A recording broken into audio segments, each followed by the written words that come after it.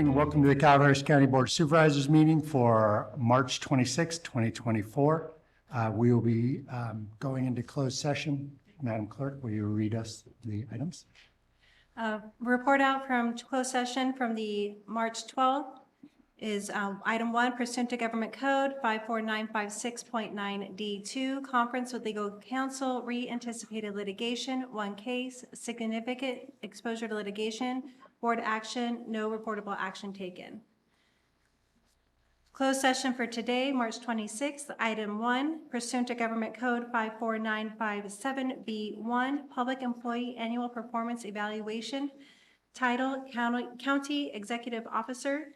Item 2, pursuant to Government Code 54956.9D2, conference with legal counsel, re-anticipated litigation, 1 case, significant exposure to litigation.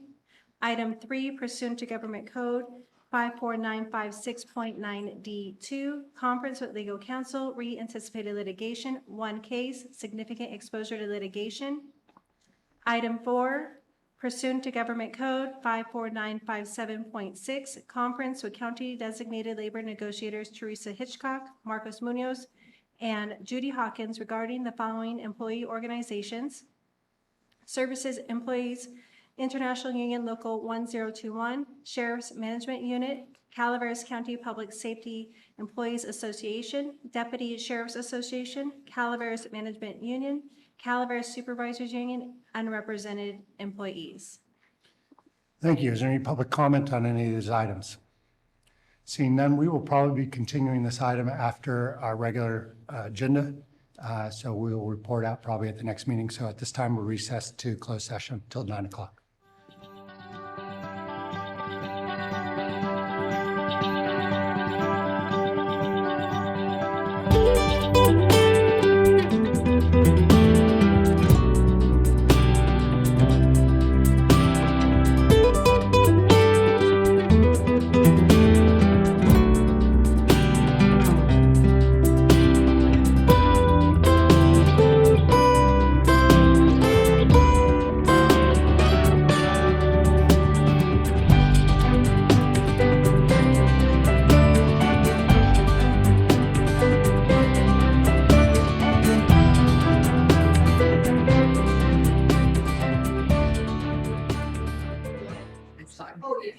Good morning. If I could have your attention. Good morning. Welcome to the Calaveras County Board of Supervisors meeting for March 26, 2024. If you are able, can you please stand for a pledge of allegiance? Supervisor Paul, you did it this morning.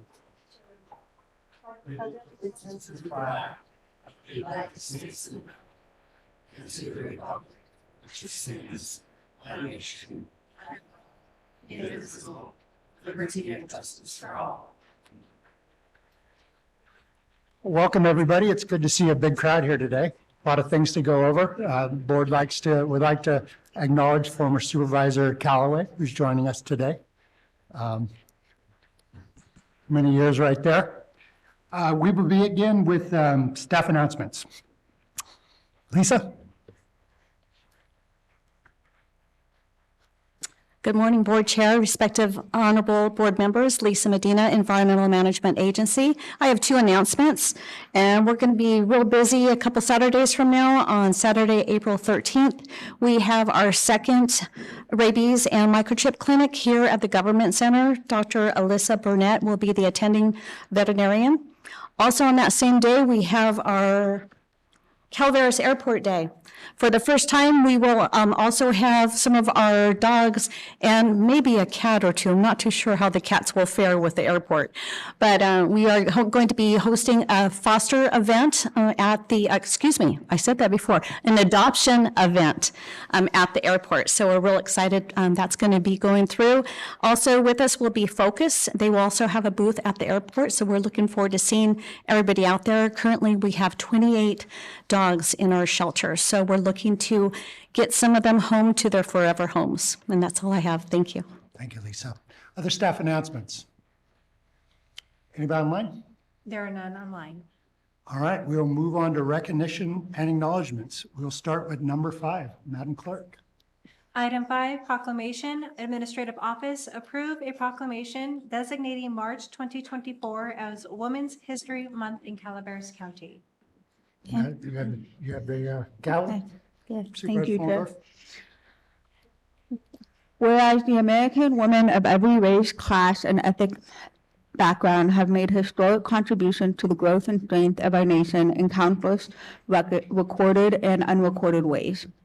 Whereas the American women have played and continue to play a critical economic, cultural, and social roles in every sphere of life of the nation by constituting a significant portion of the labor force working inside and outside of the home. American women have played a unique role throughout the history of the nation by providing the majority of volunteer labor force of the nation. American women have particular importance in the establishment of early charitable and cultural institutions in our nation. Whereas American women of every race, class, and ethnic background served as early leaders in the forefront of every progressive social change movement. American women have served our country in the military. American women have been leaders not only in securing the rights of suffrage and equal opportunity, but also in the abolishment movement and emancipation movement, industrial labor movement, civil rights movement, and other movements, especially the peace movement, with creating more fair and just society for all. Whereas despite these contributions, the role of the American woman in history has been consistently overlooked and undervalued in literature, teaching, and study of the American history. And at this time, I will open it up for public comment. Seeing none in the room, are there any online? There are none online. Bring it back. Is there a motion to approve this resolution? I'll move this item. Moved by Supervisor Toffenelli, second by Chairman Garamendi. All in favor? Aye. Any opposed? Seeing none, therefore be it proclaimed that the Calaveras County Board of Supervisors recognizes March 2024 as Women's History Month in Calaveras County as a way to celebrate the many contributions of women in our community. It's been passed today, the 26th of March. Thank you. Thank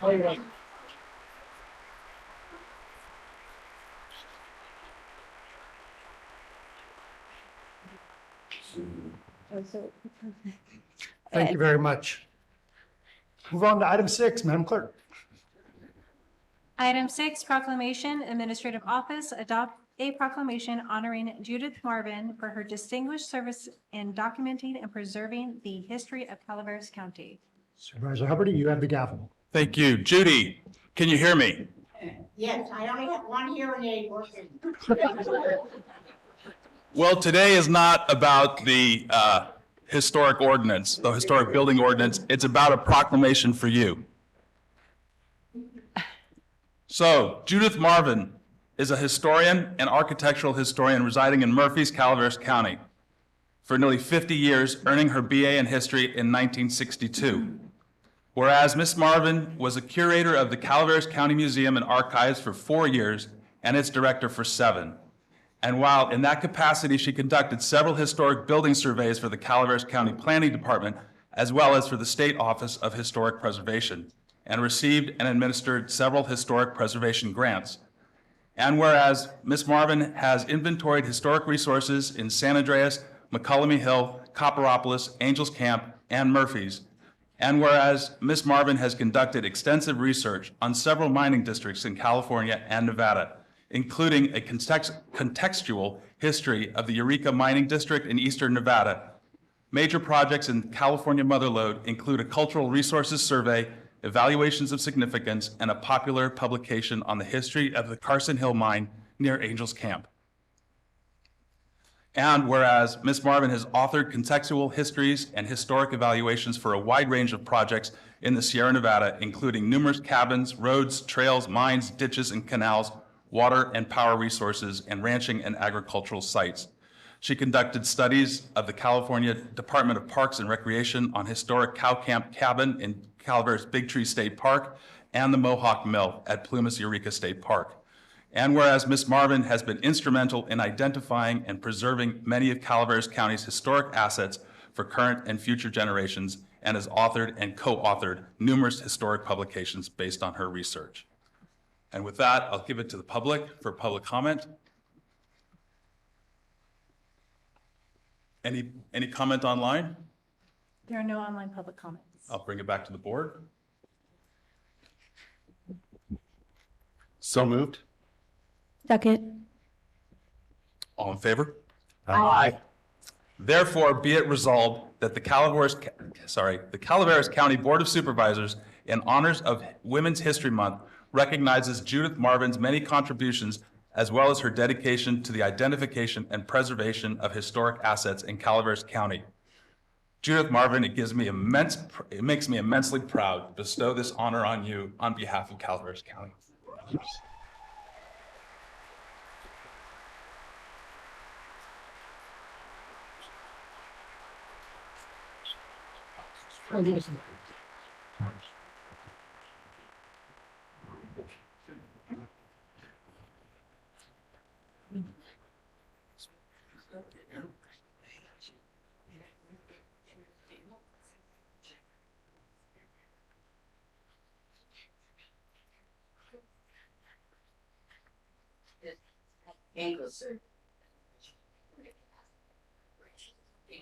Yeah.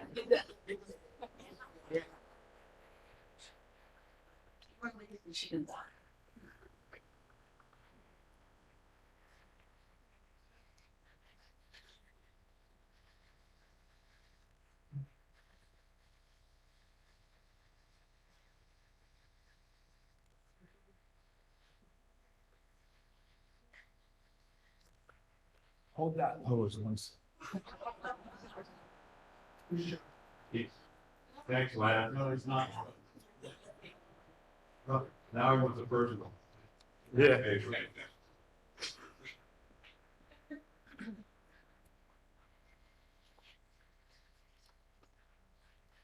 It's not often I get to stall a public meeting, so.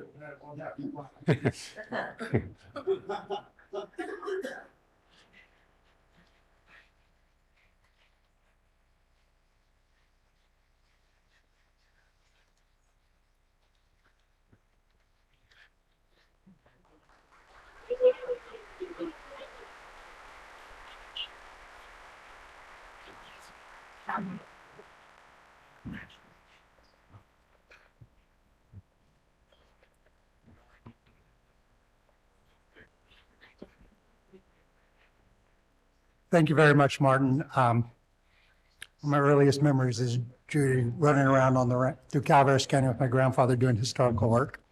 Wonderful to do this. We'll move on to item number 7. Madam Clerk. Item 7, proclamation, administrative office, adopt a proclamation recognizing former District 3 Supervisor Maria Callaway as the 2024 Woman of the Year for Senate District 4, and adopt a proclamation recognizing Melissa Eads for being the Senate District 4 honoree for women, or 2024's Women Making Her Story for Calaveras County. Okay, we have 2 proclamations. We'll start off with Supervisor Toffenelli. You have the gavel.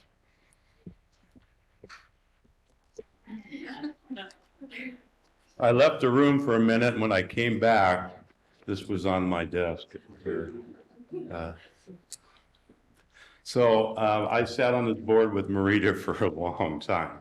So I am going to do something that Marita always did when she read a proclamation. So Marita, come on up. I'm going to come down there. This is why you don't pass the gavel.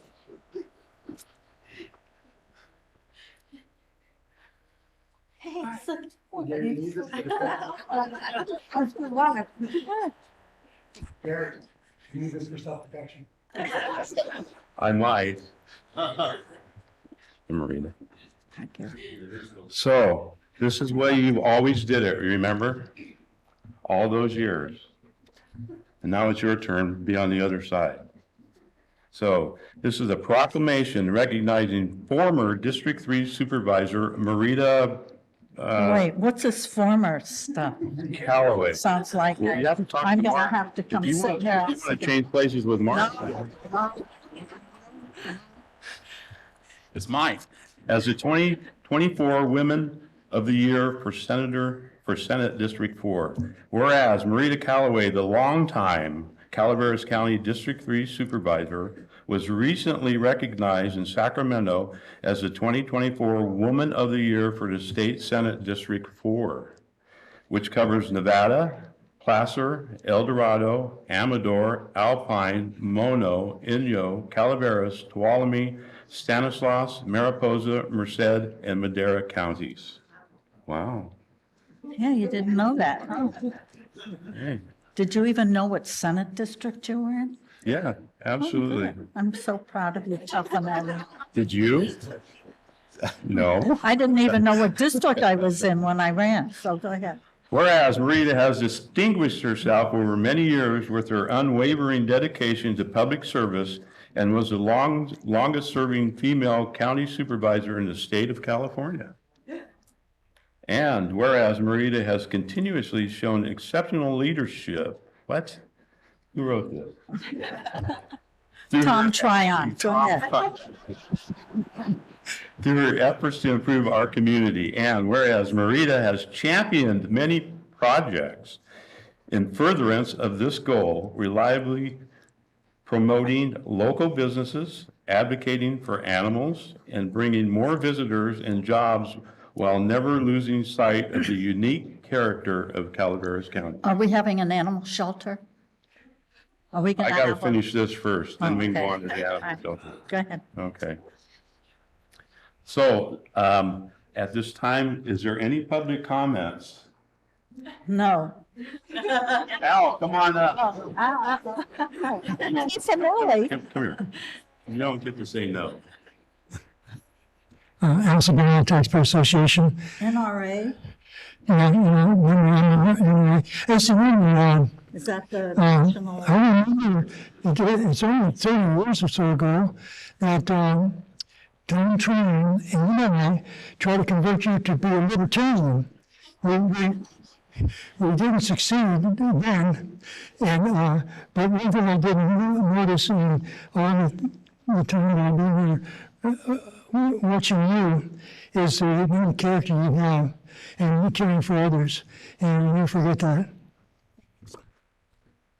Okay, and we're gonna put your name on that. They're gonna put your name on that.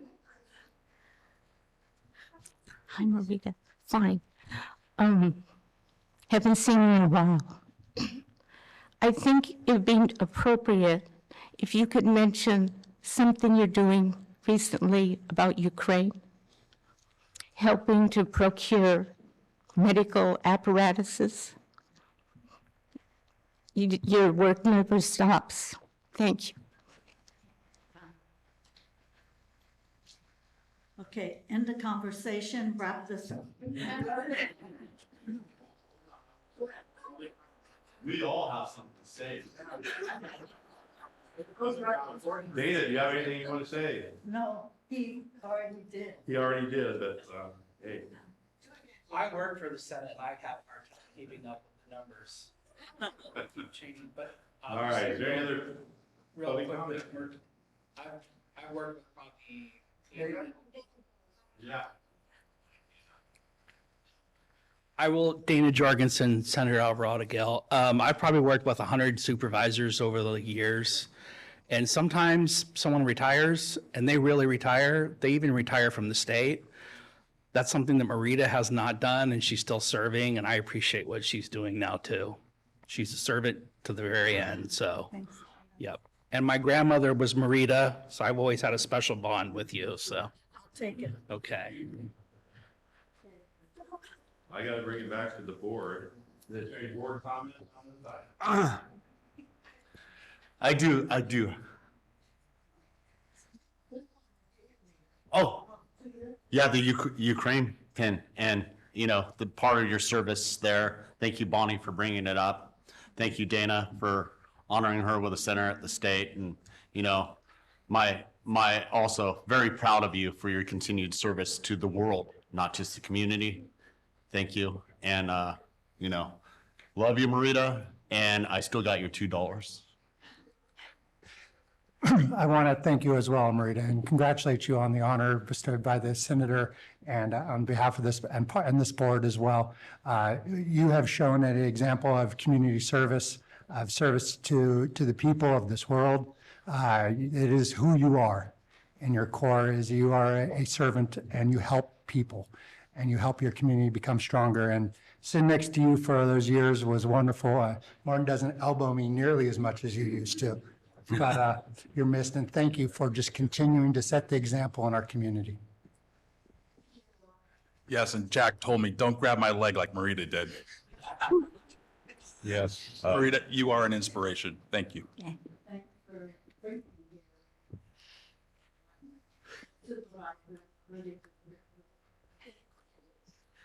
Thank you, Marita. Got your matching earrings. So when was it, last year? You saw some, yeah, Mackenzie Middleton won Calaveras, the state rodeo. Marita saw these earrings and sent me a text message. I think, were you in Mexico or were you already in Europe? She was somewhere in the world traveling.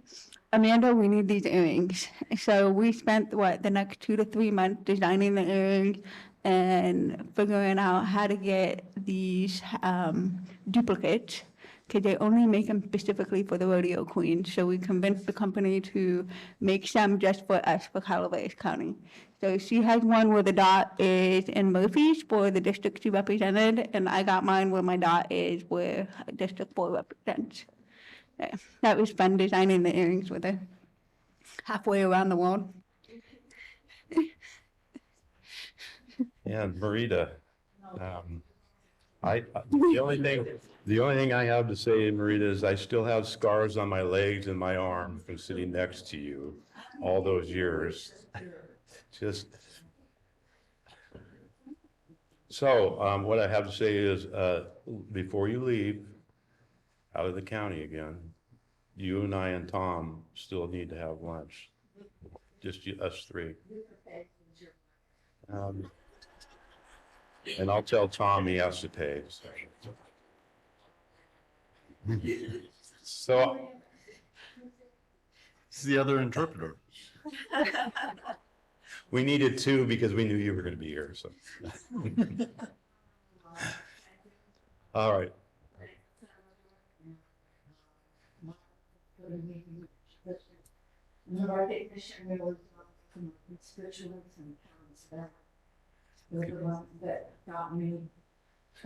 Can you say it in the microphone, please? This is all new for me. Did you get that, Susan? Do I have to repeat it? We need to turn the light. It's on. 3 minutes. Got it. I want to thank Supervisor Huberty for nominating me for this award that the senator gave me, to you, my colleagues, to my constituents, and to county staff for moving me through 25 years of service. And it was my honor. Thank you very much. Could you please take the vote? So, All right, I'm open for a motion. yeah. So moved, Mr. I have a motion by Supervisor Stopper, I'll second. a second by Supervisor Huberty. All in favor?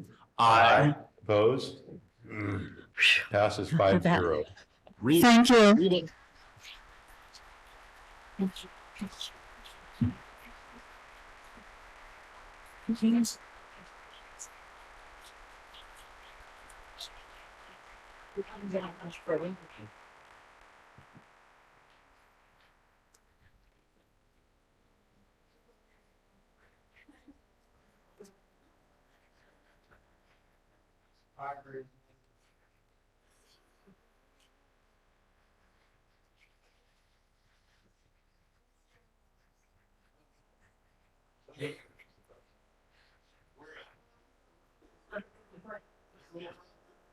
Ciao.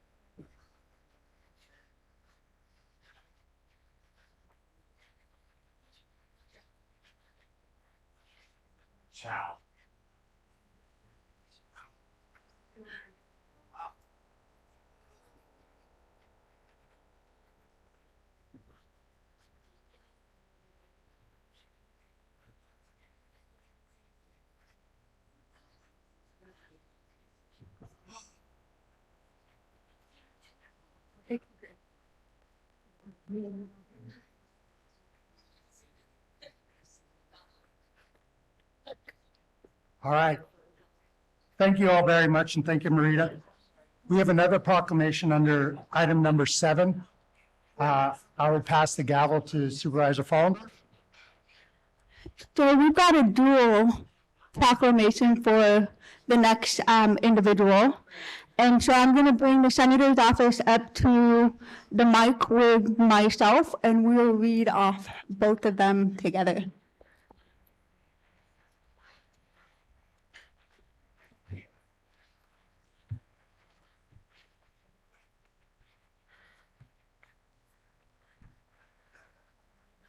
Yeah, go ahead. Okay.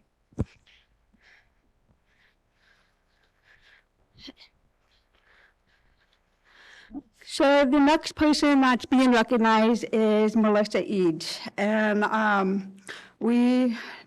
county nominated her on Woman Making Her Story to the senator's office. So not only does the county going to recognize the proclamation, then Dana is going to read the proclamation from the senator's office. So here we go. Whereas Melissa Eads has been recognized by Senator Alvarado Gil as the Senate District 4 honoree of 2024 Woman Making Her Story. Whereas Ms. Eads has distinguished herself over many years with her unwavering dedication to public service. Whereas Ms. Eads has shown exceptional leadership through her effort to improve our community. And whereas Ms. Eads has championed many projects to improve our community by bringing more visitors and promoting more businesses and jobs with smart growth that maintain the unique character of Calaveras County. And Melissa, do you want to come up and stand? I've known Melissa since I was a little kid, and she used to be the cool kid on the block, riding a bike. And I have had the honor to then work. Usually people would say she worked for me, but I would think I worked for her. Through not just the Council of Government, but also through the city and other organizations throughout Calaveras County. And it's been an honor to not just call her a colleague, but also a mentor and a friend. With that, I would like to bring it to the board for a motion. Oh yeah, sorry, public comment. I was gonna wait till, I guess I was thinking of Dana for public comment. Is there any public comment at this time? Good morning, everyone. My name is Suzanne Cruz. I am from Sonora City Council. And I would like to say about Melissa that it's one thing to come into a community with a great smile and a charming attitude, but it's an entirely different thing to come in and understand the founding principles that this country was set upon, which are free markets, limited government, individual liberty, and personal responsibility. These cornerstone ideas is what makes our constitutional republic work, and Melissa keenly understands them, and this is the way that paves the way to economic prosperity. And we are truly lucky in Tuolumne County to get someone who understands economic wealth and growth building, but yet be personable as well. So I would like to say to Calaveras County, your loss is Tuolumne County's gain. Thank you.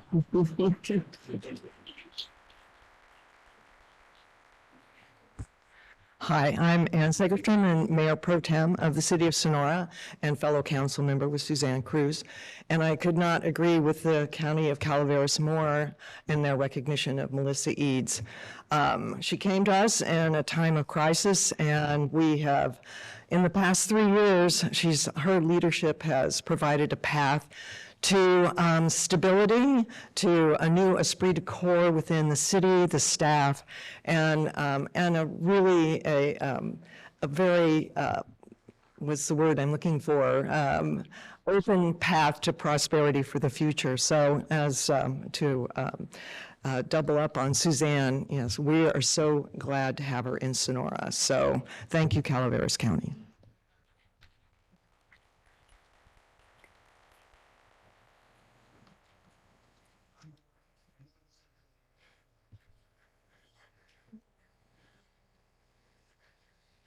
Also, the Taxpayers Association again. I think that Melissa is one of the finest people I've met in a long time. Not only her, but her daughter. The two of them are just like, it's incredible. I was an active real estate broker. I met them many years ago. Pursued a property on the Diamond Turner Ranches, and I'll never forget her former husband. I forget his name, so it couldn't be that important.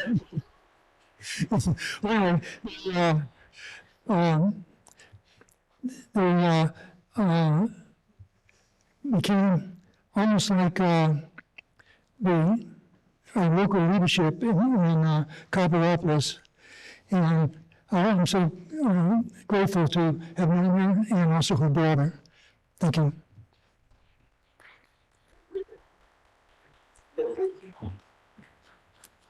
Hi, I'm Madison Eads. I'm Melissa's daughter. So, yes, I've known her for my entire life, as you can tell. She's honestly one of the biggest role models in my life, and watching her work over these years and how dedicated and hardworking she is has really driven me to be hardworking and proud of the work that I do myself. I just want to say that I'm sure Grammy D and Papa Larry are extremely proud of her, and I'm extremely proud of her and so grateful that she's my mom and has allowed me to have the opportunities that I've had. So thank you, Mom.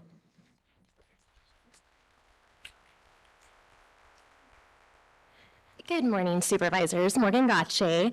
I wanted to give a special thanks to Melissa and for you guys for recognizing her. What an incredible human being. I had the privilege of meeting her during the pandemic. Things were a little chaotic then, and her leadership role in Angels Camp was phenomenal. And I got to meet a true woman of resilience, and she was really inspiring to me. And I feel very lucky to call her a friend and see how fiercely she supports our business community, how fiercely she supports community development. And I look forward to seeing for decades to come the leadership role that she's going to take in our area. Thank you.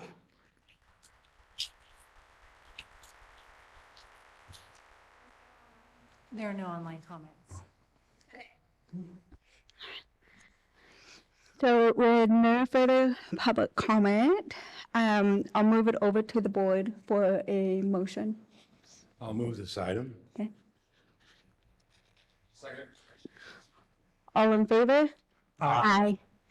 Passes 5-0. Now therefore be it proclaimed that the Calaveras County Board of Supervisors recognize and honors Melissa Eads for ongoing dedication to public service and her many accomplishments that have contributed to the quality of life in Calaveras County and resulted in her recognition from the Senate District 4.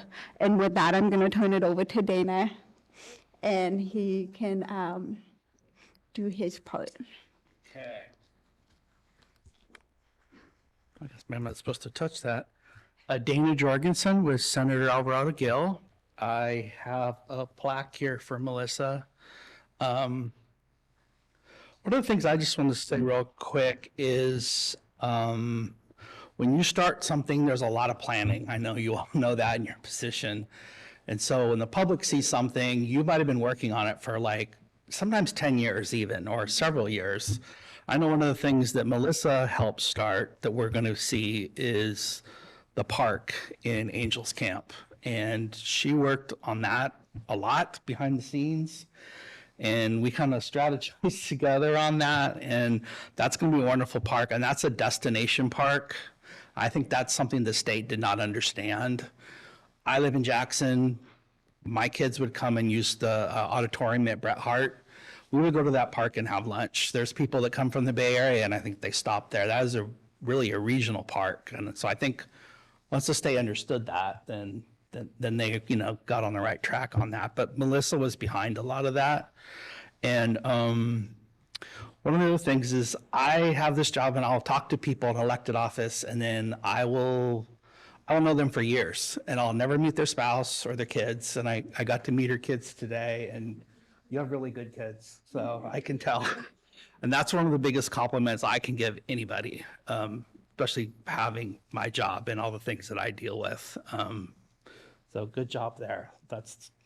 So anyway, from Senator Alvarado Gill, this is for Melissa in recognition of Senate District 4 honoree for this year, California women making her story. And she is joined in this honor alongside the countless extraordinary women who have shaped our state and country's collective past with dedication and perseverance.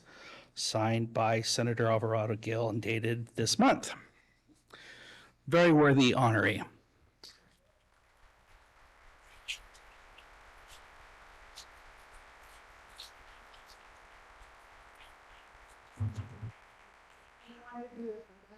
Yeah. Love that. Do you want to say anything? You do? Yes. Yes, okay. So I will just take a moment. I was hoping to keep it composed, but then my daughter spoke and it got me a little bit emotional. So thank you to all of you. Thank you, Supervisor Follendorf, and my thanks to the Senator and you, Dana. This is truly humbling. I'm so grateful. And really, I owe it to all of your leadership, the community, and the team of people behind me that support me every day in my life. I always say that public service to me feels like this battle rhythm that consumes your soul. And once you've got that rhythm, it's really hard to let go. It becomes a passion, an identity, who you are. And Calaveras County is that drumbeat for me, all of you are. And Supervisor Follendorf, my colleague, Melissa Raggio, my drumbeat, my compass, and I wouldn't be here without all of them. So thank you for this honor. I'm grateful. I'm really proud that my kids are here today to see me get this honor, and thank you.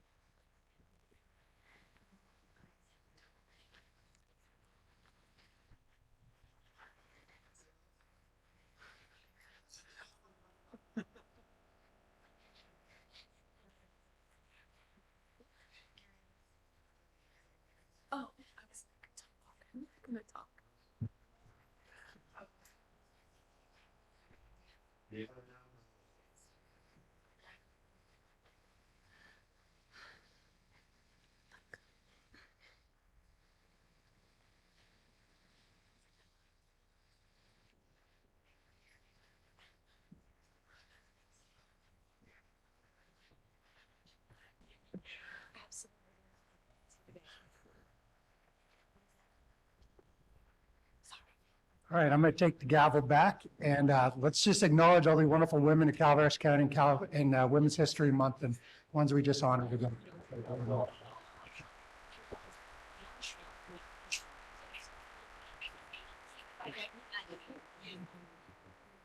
All right, we've got one more proclamation, and Madam Clerk. Item 8, proclamation. Public Health Services adopt a proclamation declaring the week of April 1, 2024 through April 7, 2024 as Public Health Week, recognizing the fundamental role that Calaveras Health and Human Services Public Health Division plays in the well-being of our community. Thank you. I'm going to give it 1 second while the crowd clears out. Might get Uncle Tim to push everybody out the door for us. All right, thank you. It's my privilege to read a proclamation declaring the week of April 1st, 2024 through April 7th, 2024 as Public Health Week in Calaveras County. Oscar, can you grab that door? All right. Head her out.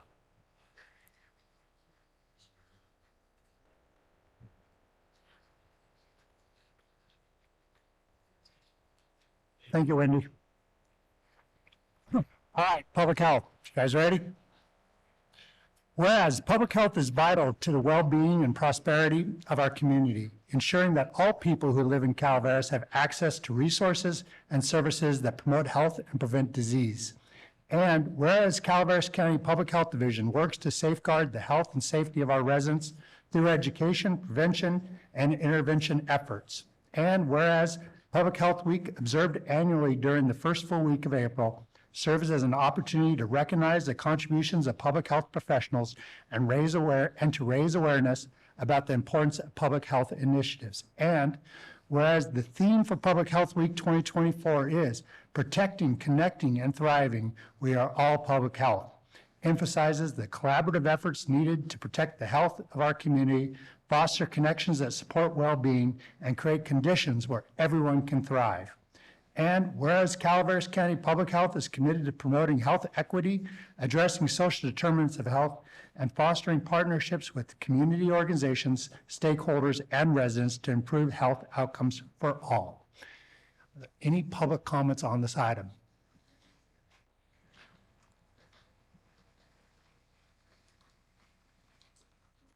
Welcome. Good morning, ladies and gentlemen of the board. My name is Courtney Atnip, and I am a program manager with Calaveras County Public Health Department. I'm honored to be here representing public health departments, especially our very own Calaveras County Public Health Division.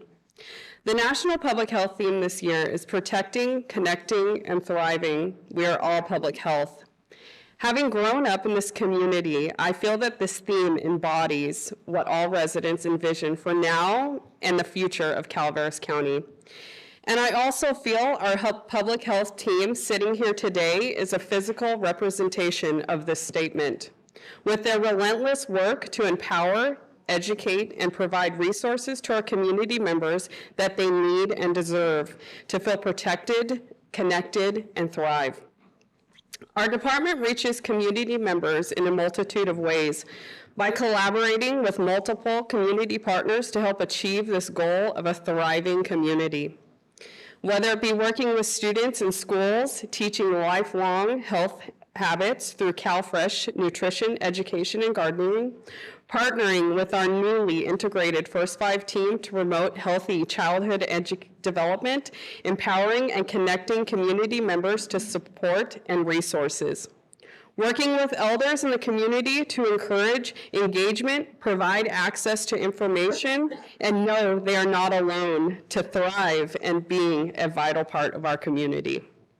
Ensuring the health of future generations and to help mitigate childhood diseases by providing vaccines through our clinics and mobile units.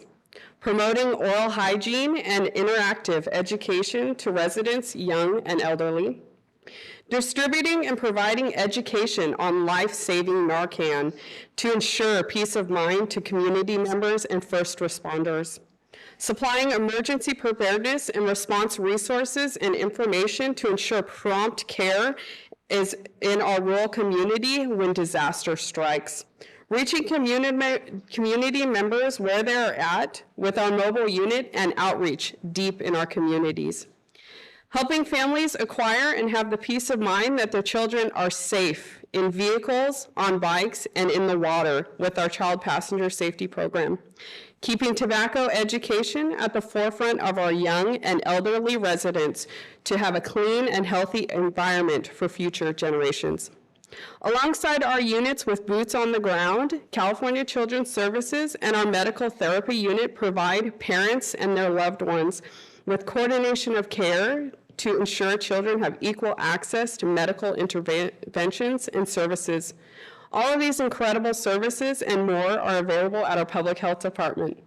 We have also had the great privilege to place a vending machine in our very own Health and Human Services agency to offer basic necessities to ensure equal access and promote healthy living, empowering our community with knowledge and resources. As you have heard, our small but mighty public health department lays the groundwork for our community to thrive, fully embracing this year's theme of protecting, connecting, and thriving, showing that we are all public health. As Mary Ann Williamson said, the wound is not my fault, but the healing is my responsibility. I want to thank you for giving me the time today and partnering and recognizing the work and dedication of our public health team. Thank you.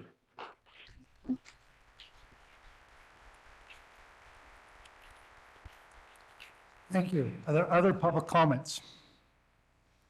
Seeing none, I'll bring it back to the board. Any comments, or is there a motion? I'll move this item. Thank you. It's moved by Supervisor Toffenelli, second. Second. Second by Supervisor Follendorf. Now, all in favor? Aye. Opposed? Carries 5-0. Now, therefore, be it proclaimed that the Board of Supervisors, County of Calaveras, State of California, does hereby declare April 1st, 2024 through April 7th, 2024 as Public Health Week in Calaveras County. Thank you.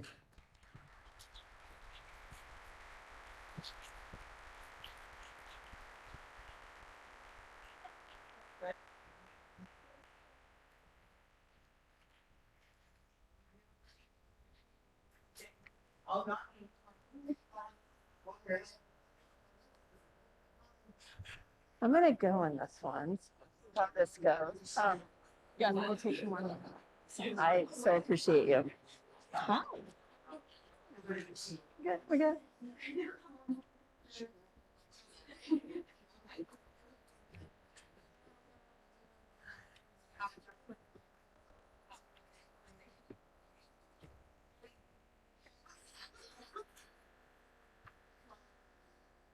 Cheeseburger.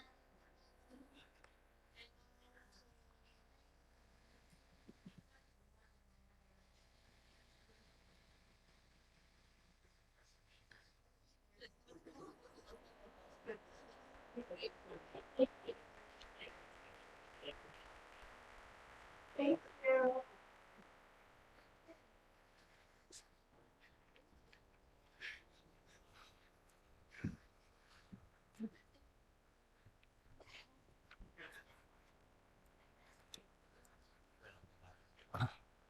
All right, we'll go through public comment, then we'll take a pit stop for everybody. Any items of Any items of interest to the public that is within the subject matter jurisdiction of the board and is not posted on the consent or regular agendas may be addressed during the public comment period. California law prohibits the board from taking action on any matter which is not posted on the agenda unless it is determined to be an emergency by the Board of Supervisors. If public comment is completed before the 30 minutes allotted time period, the board may immediately move to the next order of business. If public comment is not completed during the allotted time period, it will be continued as the last item of business in order to provide an opportunity for the remainder of comments to be heard. Thank you. Public comment, please come on down. Remember, it's 3 minutes, and if your item is on the agenda later on, I will stop you and we'll bring it, and you can speak again when that item comes up. So Bonnie from Double Springs, lead us off. Forgive me, I'm on a soapbox today. I saw a documentary a couple of weeks ago. It was historical, and history I hated, but I watched it. It was about Adolf Hitler. And I watched him be exposed as a real manipulator. He set himself up as a victim because his great empire of Germany no longer existed and he wanted to recreate it. So he took some steps to try and achieve that. He started limiting and controlling information that the people got. He chose to blame and demonize a certain group of people. He started eliminating opposition, and he started promoting violence. And he was successful for a period of time. And I equated it to what Vladimir Putin is doing in Ukraine. The very same things, the same steps he's taking. He's got a vision of Russia being great again, having all of those satellite nations being under Russian rule. He's limiting all the information the people are getting, lying to them. He's blaming this last attack on Ukraine when we know it was Hamas or ISIS or some of those people. Alexei Navalny was murdered last month. Coincidence, huh? He's claiming that the Ukrainians are Nazis and need to be eliminated. I see history repeating itself. I wish I would have studied it better.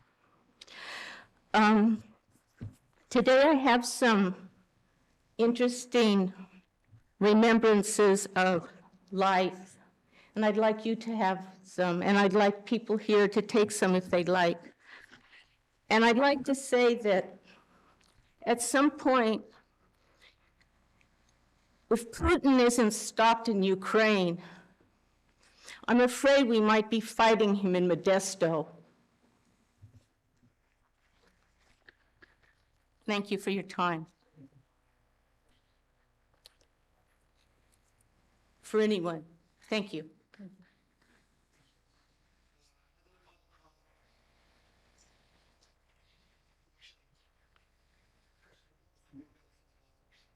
Sure thing.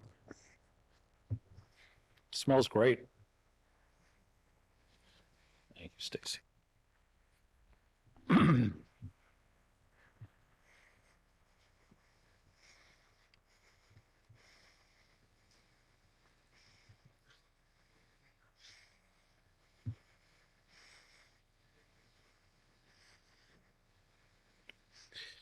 Good morning, County Council Edwards. My name is Christopher Butner, publisher of Calaveras 2024election.com.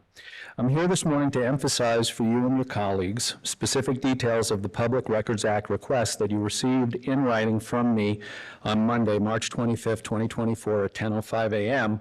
via email. My Public Records Act request is as follows.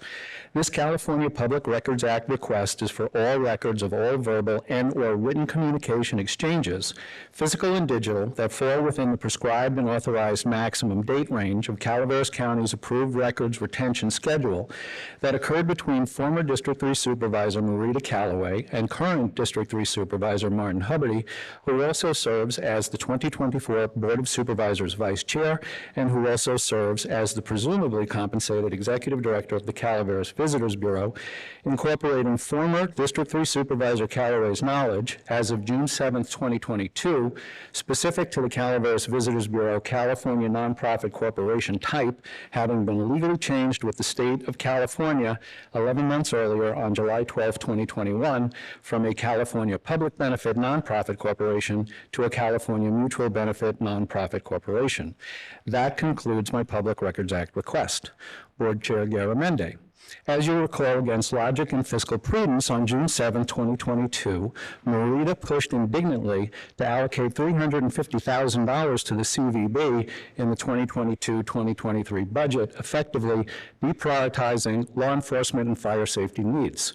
I'll now close with a direct question addressed to both former D3 Supervisor Marita Callaway and her current hand-picked successor, the current D3 Supervisor Martin Huberty.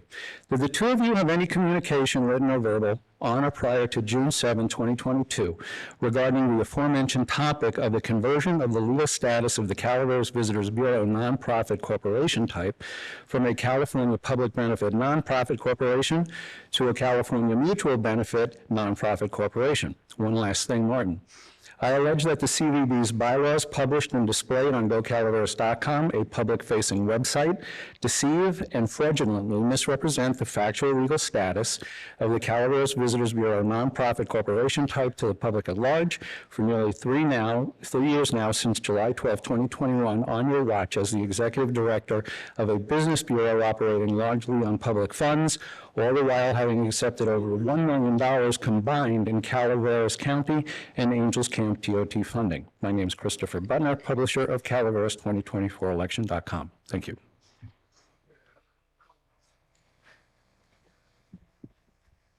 Seeing none, we will close public comment.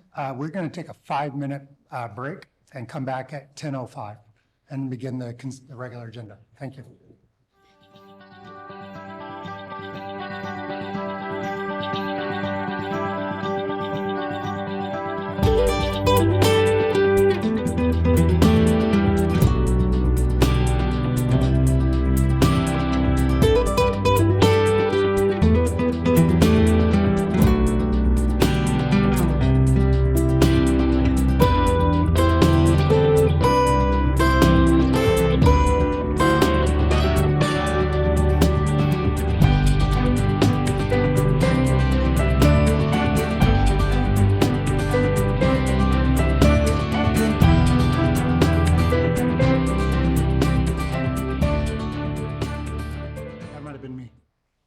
Okay, sorry.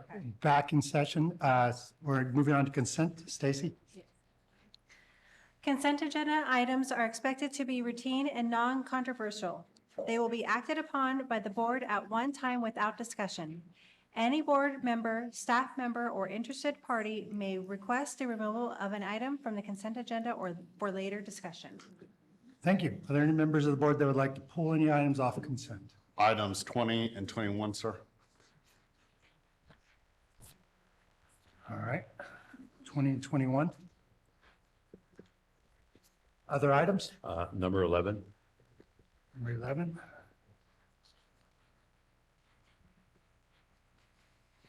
Anybody else? Staff? I'd like to pull item number 13 from consideration by the board at this time. Okay, 13 is off the agenda. Off the agenda altogether. Are there members of the public that would like to have an item pulled from consent agenda in the room? Seeing none, is there any online? There are no online requests. Very well. Excluding 13, 20, and 21, is there a motion to approve the, excuse me, and 11, sorry, Gary. Is there a motion to approve the remainder? So moved. Moved by Supervisor Stopper, Second. second by Supervisor Fallendorf. All in favor? Aye. Opposed? Carries 5-0. We'll start off with item number 11. Thank you, Mr. Chair. We should probably read the item. Go ahead. Thank you. It's yours. Item 11, action item, administrative office. Step 1, establish behavioral health capital improvement project for new centralized building. And 2, approve related budget transfers. Requires a 4/5 affirmative vote of the Board of Supervisors. Gary? Thank you. I pulled this item because I have some concerns, and I just want to voice my concerns on this item. This item is a grant, and it's a $20 million grant. And this grant, we have to expend the revenues first and then get reimbursed. And we're using an opioid settlement fund as the draw on this. And right now, again, it's a $20 million grant, and in this account, the opioid settlement account, right now, there's only $782,000 in there. I have some concerns about once we start construction and really start spending money. Are we going to be spending money faster than we're bringing it back in and getting reimbursed for? And so we're going to have to find other ways other than this account to fund the construction and fund this program. And normally, it wouldn't be such a big concern if the grant was only $1 million, $2 million, $3 million. This is $20 million, and we have another project that's going on right now that may go for another year or two, that we are expending money also and not getting reimbursed. So my concerns, I just want to make sure we have a handle on this thing and we know where we're going with it, and that it's reported back to us on at least a quarterly basis, if not sooner, to keep us aware of what's going on so it doesn't come up and just bite us. And then we're looking at another situation where we're looking to fund a project and not stop it because we don't have the funds to expend while we're waiting to be reimbursed. And then these type of grants, you're audited and they review before they pay. So I'm just have some concerns about where this could head just because of the size of the 20 million of this grant. So those are my concerns. I don't know if the other board members have any other concerns on it. I just want to bring it forward. I was unaware that it's a reimbursement grant. That's a cash flow major issue, so. So Supervisor Toffenelli, through the chair, we certainly understand your concern. What we're going out for right now is the design process, and prior to putting out an RFP for the construction phase, we'll have a complete financial plan for how we're going to cash flow this project. Right now, we are only going out for the design phase of the building. And I understand that, and we're just setting up the account now for it. My concerns are not for that part of it. Right. Once we go into construction and that thing really gets moving, we could expend $2 million in a month. And then all those invoices come in and we've got to pay it out before we get back to reimbursement. And I know it's a setup in a bank account and so forth, but at this time, we don't know because we haven't taken any money and spent it to get reimbursed on how long it's going to take to get reimbursed. Is it going to take 30 days? Is it going to take 45 days? Is it going to take 60 days?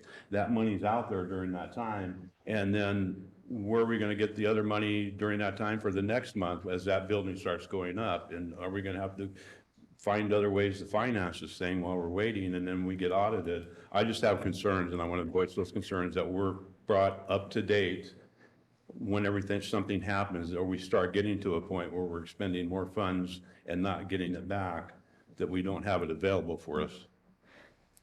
And I agree with your concerns. Those are very valid concerns. And again, we will not proceed to the construction phase without your board's approval and without having a financial plan that your board agrees with and a schedule for reporting back to the board on the progress of the project. Thank you. Thank you for bringing that up, Gary. Any public comment on this item? Yeah, Allison Allen, Taxpayer Association. We concur with Gary's concerns. I think that what might be a good way to approach this is to look and see if we really need this facility or not. Perhaps that could be a public workshop or a public meeting, and we could solicit people that may have the opinion that that's not needed. As it looks now, we don't really know what's going on. Thank you. Thank you. Is there other public comment? Is there any public comment online? There are no public comments online. Anything else from the board? Then I will ask for a motion.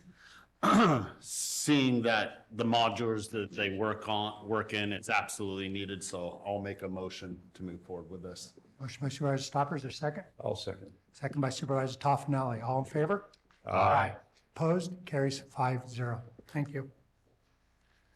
Move on to item 20.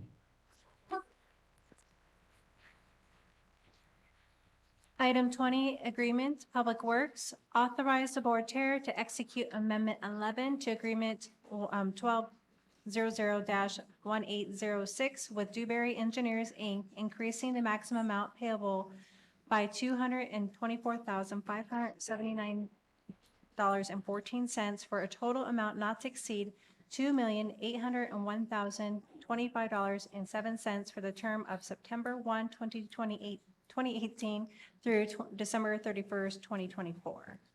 Thank you. Supervisor Stopper? It's two separate votes, but these two items, 20 and 21, have to do with the same thing. Separating those, slow walking this and having concerns. My suggestion is, we proceed forward with the vote on number 20, and I would like to postpone the vote on number 21 once we get to that, till we get more information moving forward. All right, so on item 20, other questions on item 20?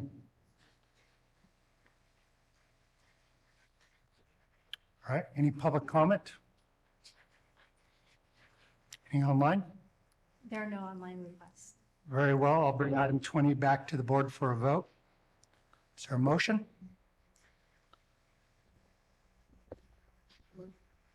Moved by Supervisor Fallendorf, Second. second by Supervisor Toffenali. I'd like to call a roll call vote on this. Roll call vote, District 1, Aye. District 2, No. District 3, No. District 4? Yes. District 5? No. Motion fails 2-3. Item number 21. Item 21, agreement, Public Works, authorize the board chair to execute Amendment 9 to Agreement 1200-1805 with Doken Engineering, Inc., increasing the maximum payable amount by $237,614 for a total amount not to exceed $6,949,017 for the term of September 1, 2018 through December 31, 2025. Supervisor Stopper? Yeah, I'm not changing my thing, Okay. postponing till. So, go ahead. Supervisor Toffenali? You would like to bring it back With more information. next meeting or two meetings? or- The next meeting. The next meeting, okay. I'd support that. Is there other comments from the board?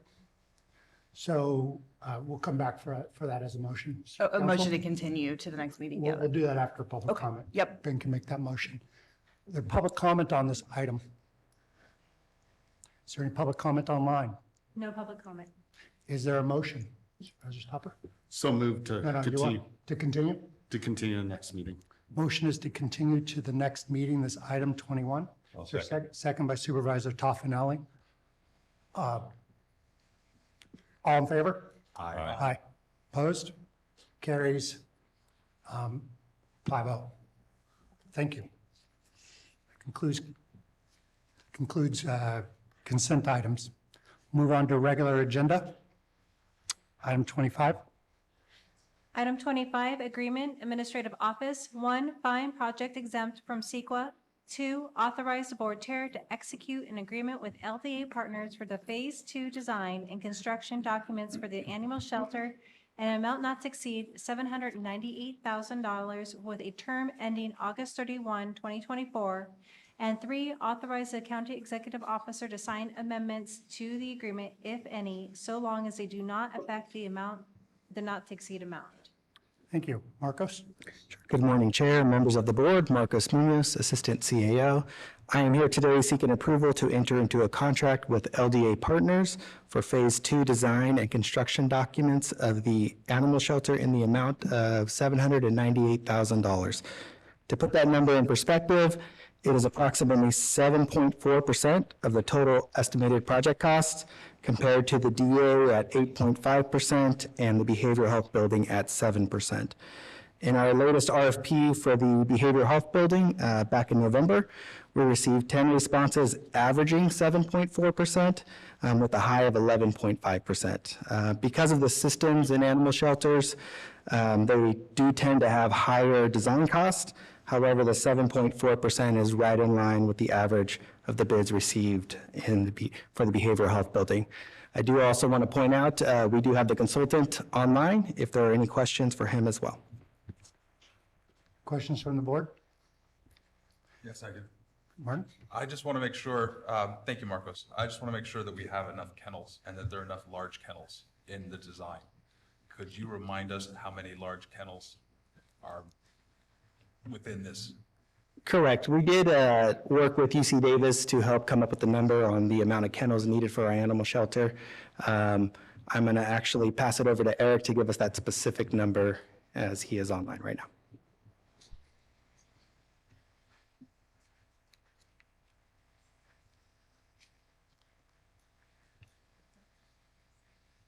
You're muted. Eric, you're muted. Can you please turn on your volume? Sorry about that. So the kennels are actually divvied up into multiple sections. So we have more, because we want to compartmentalize the dog housing so that it doesn't overstress the animals and it doesn't create too much noise that would actually overstress the staff as well. So we have 3, I would call, main adoption areas. The first one has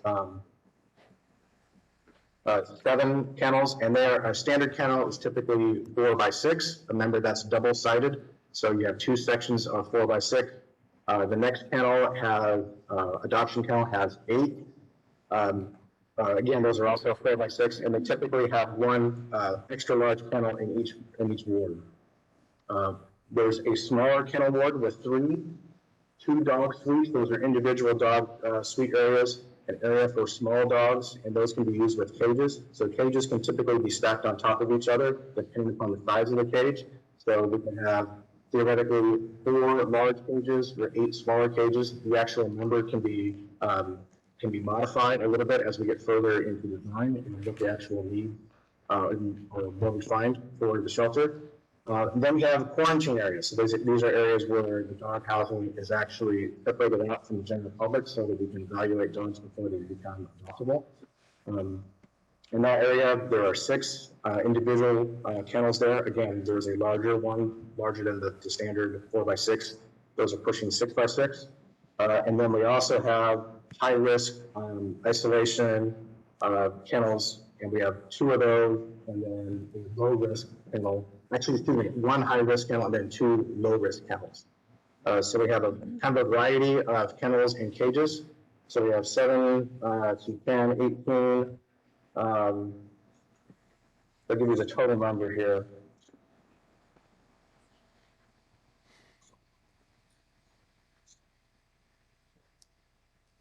So we're looking at 30 kennels plus cages. That's your question. It does answer my question. I thought we were actually looking at 40. If I remember correctly, that's what we had requested. I mean, right now we're at 28, but I know that maybe Lisa could help me here. How many dogs do we get in it? Lisa, please come up.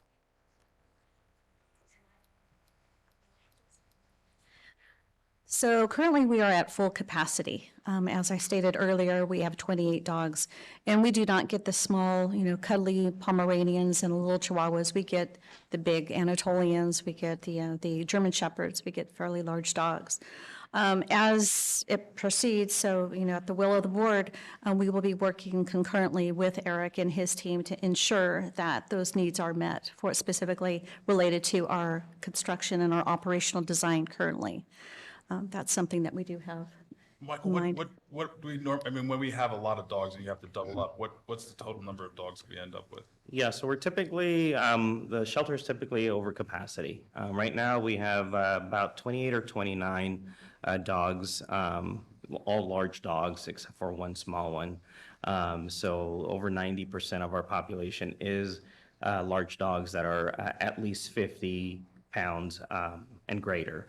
In terms of numbers, unfortunately, we do have to tell some members of the public we just don't have space. So that number could really be increased if we were to take in every person who brings in an animal that claims it's a stray. So we do try to divert those animals that are not injured, sick, or aggressive. And so there are some members of the public that are hanging on to them, waiting for some space to become available. So just to, give you an idea, that around 30 animals at a shelter is pretty common. So the need to have a little bit more capacity is, I think, is needed, of course. And we do have a lot of animals also that are on at-home bite quarantines because we simply don't have the adequate kennels, the adequate rooms, the adequate isolation areas to be able to bring these animals in. So unfortunately, sometimes we do have to have these animals be back in the public, back in the community to be doing at-home quarantines because we don't have the facilities. So that's something to consider. And typically, those animals too are vaccinated with their rabies vaccine or quarantined for some other reason besides that. So we would rather have those animals at home anyways because they're in a safer environment. They're in a more comfortable environment. But yes, overall, we do get the larger dogs. We always have and always will, and that is a consideration. I just wanted to make sure in this design that we're giving you enough space for what you need. We appreciate that. Thank you for your thoughts. And again, we'll be working with Eric and along with Marcos and administration and his team, who have done just an outstanding job. And I just want to commend Michael as well and his team. I've got some of our team here, our volunteers and staff here to support this endeavor. Thank you. Thank you, Chair. Thank you. Thank you. Seeing no other questions, I have one question for Marcos.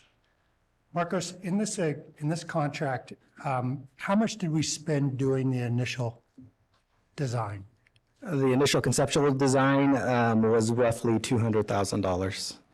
And we have another, in this contract, we're paying another $380,000 for design development? This contract is for $798,000, and that gets us the schematics and the construction documents. And then after we receive those, we'll go out for bid, and then there will be a construction contract. Right. It is $410,000 for construction documents. There's $380,000 for design development in the bid. So haven't we already done design development? We did the conceptual drawing, so the design development, which I'm referring to as schematic, is essentially, that's where you look at the fixtures, the thickness of the wall, and actually get the more specifics. Right now, it is a conceptual where it is, this is the location, these are the rooms, these are where the kennels. So they're essentially taking in all the things that need to go into the construction documents to move it forward. Sort of feels like we're paying twice. No. All right, I'll open this up for public comment. There are public comments on this item. Ansagana, cat owner. Is this project include cats, or is that going to be a separate? All we were talking about is dogs. Also, if it sounds like the 40 units or 40 cages is close to present capacity. In other words, we don't seem to be putting space aside for future expansion. Perhaps that could be commented on. Thank you. Thank you. Next public comment. Hello, my name is Holly Croydon. I'm a volunteer at the shelter. 4 mornings a week. I'm there at 7 in the morning walking dogs. And I've been there with Martin, and as Martin well knows, we are at capacity now. And it sounds to me like we are going to have a nice new building with the same capacity, or maybe a little bit more. And I don't think that quite gets the job done. I'm a little worried that we're going to continue turning away members of the public who are in need, who have animals that have been dumped. I mean, we're a dumping ground for lots of places, I'm afraid. Dogs are abandoned, cats are abandoned, and they end up with us. legal situations, the sheriff's bringing in dogs. It's all coming to the municipal shelter. So I think it's really important that we do this right and we not spend a lot of money on something that is not adequate. Thank you. Thank you. Is there other public comment on this item? Is there any public comment online? There's no online public comment. I'll bring it back to the board for discussion. Anybody want to have a statement or question that we need to discuss? I will, I do. You know, I have to admit, as I said in the last meeting, I am for building an animal shelter. I really think we need to do it. And we set aside $4 million. I'm going to vote against this, not because I'm against the animal shelter, but because I want the animal shelter to get built. And I'm concerned that just the $3 million shortfall for the dogs alone doesn't even bring in the $9 million to build the whole thing. Without the money identified, I'm worried that we will not build this project anytime soon. So I'm going to vote against this specifically because I want to get something built. That's my position. Other comments or a motion? I have a couple of comments on this. Initially, when this was brought before us and we asked for it to go out, and I was a proponent for it to go out to see what the cost would be, because they were estimating $700,000 to $800,000 for these documents. And it's funny, it comes back at $798,000, like $2,000 less than the full $800,000 that they were looking for at the top of the range. And I think I'm on siding a little bit with you, Jack. I think we can get something built and not expend this much money for the design concept and construction documents for something we can move forward on. And maybe with a larger capacity. This is a full-scale contract that even if we move forward on it, like you say, we don't have the money to complete what we're designing and having documents drawn for and drawings for. We'll be sitting here 10 years from now still looking for the money to fulfill this, I think. I don't see it happening unless we go out for another grant and try and, hey, we have a design, we have the drawings, we have the land, we're ready to go. We need money and look for a grant, but I'm not so sure that's even going to happen here with what's going on with the state finances. And we'll see a lot of that money out there until the state finances are reconciled. So I don't think I'm going to vote for this myself either. I think we can go a different route. Other comments, or is there a motion from the board? Is there a motion going twice? Seeing no motion, this item fails. Is that correct, council? It doesn't pass.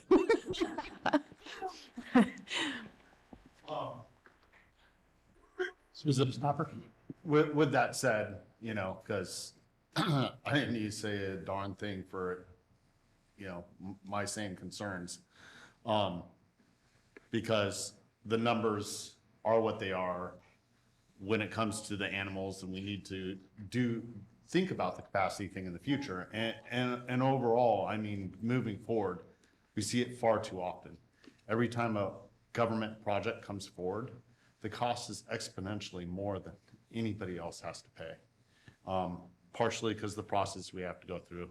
But as part of this board, I would like to give direction to staff to look at other possibilities on how we can move forward with something that's more within our budget, at the same time provide full service to the animal shelter and what we need to get done on capacity. Yeah, I would like to add to that. Thank you, Supervisor Stopper, that this in no way, shape, or form, like Supervisor Garment said, takes away from our desire to have an animal shelter. I think it just needs to be rethought. Is that the consensus of the board for direction for staff? Yes. Amanda?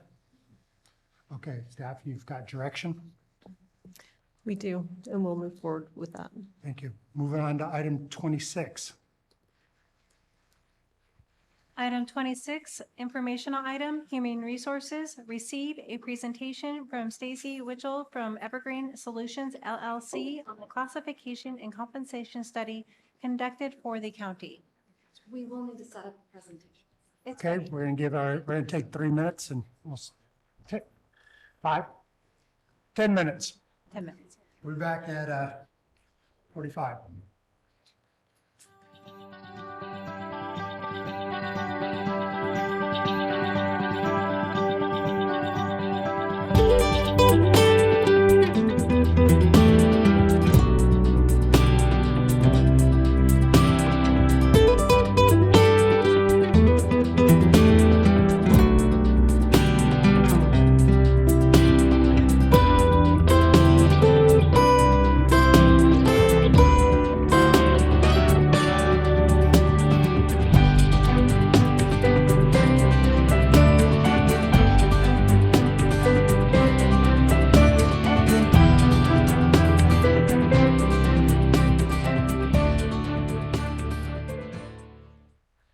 Thank you. Welcome back. We'll move on to item 26. Madam Clerk, will you please read it in?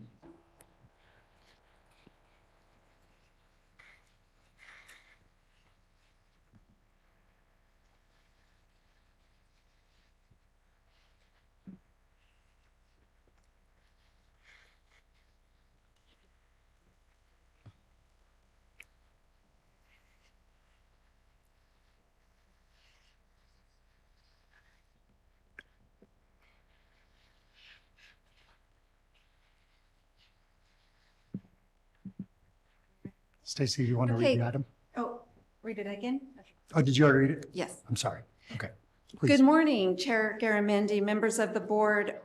We are bringing to you today the results of our classification compensation study that was done for our employees countywide.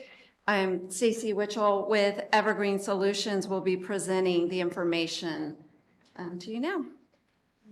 Thank you for having me here again. Pleasure to be back here, and I appreciate the opportunity to walk through the presentation with you. It will be an overview of the study. And you talk a little closer. Okay. Okay. So then I'll walk through the presentation with you. It'll be an overview of the study to remind you where we started, and then the steps along the way, and then obviously those recommendations.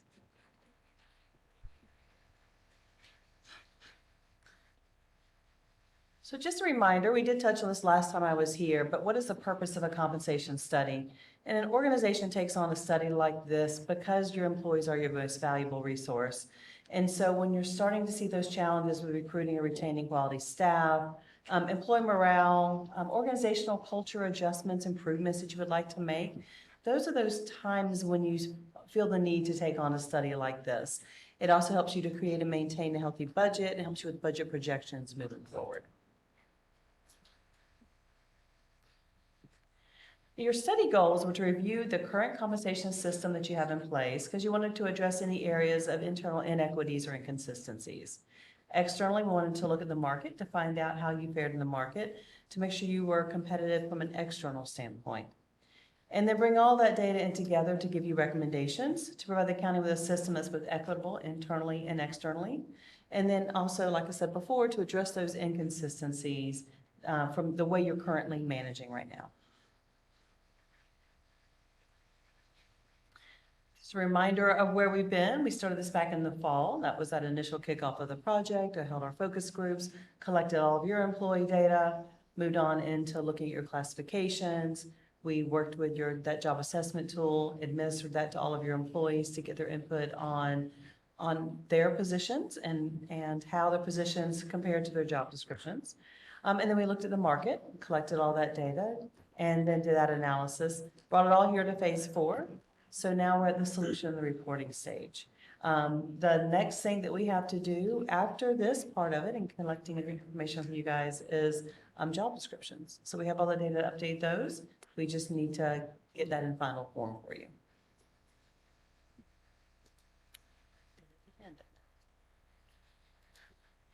The slide keeps changing up on us. It's actually dark and then for some reason comes up light. Yeah, technology. So really quick for an assessment of current conditions. What we found, what you have right now is you don't have a systematic salary structure. You're managing by classifications. So what you're doing right now is managing by 350, 375 individual classifications instead of in an organized pay scale structure. You do have 5 steps per grade, and your average range spread is about 22%. Your grade progression varies widely, and grade progression, what I'm talking about there is the distance between those classifications or levels. Some are very close or the same, and other ones you have a little bit more variation, over 10-15%. Your salary distribution, your minimum starting salary is $16.19 an hour. Your average starting salary across the board is $34.50. Your average overall tenure is just shy of 7 years, and the majority of your employees are in either that first or the fourth quartile. So it reflects the employees you have that have been here with you for a while versus the ones that you hired more recently, especially given the 5 steps you have. You have a pretty narrow range. You have 19 departments. You've got 6 different units that most of your employees are organized under. Health, Human Services, and SEIU are where most of your employees and classifications are. Areas of inequity and inconsistencies were identified across pay plans.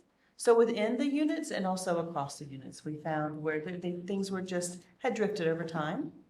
And there was some compression between supervisors and employees, but that wasn't as significant of an issue as, like I said, that inconsistency across.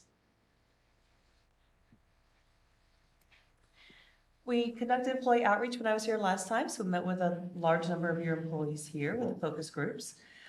When we meet with your employees, one of the first things we always ask them is why Calaveras? Why did you want to start your career here? And by and large, people love the community, they love the area. They're from Calaveras. So being able to work in and be a part of the community they live in is very important to your employees. Other things that really kind of were brought up a lot, co-workers, work environment, that work-life balance, stability, benefits. Those are the things that were repeatedly mentioned. We also administered a survey, and it was an employee survey for our focus groups to reach everybody that wasn't able to attend focus groups. And even here, you'll see that by and large, it's the location. It's people want to be here. Okay, that's why they've not only come here, but they've continued to stay here.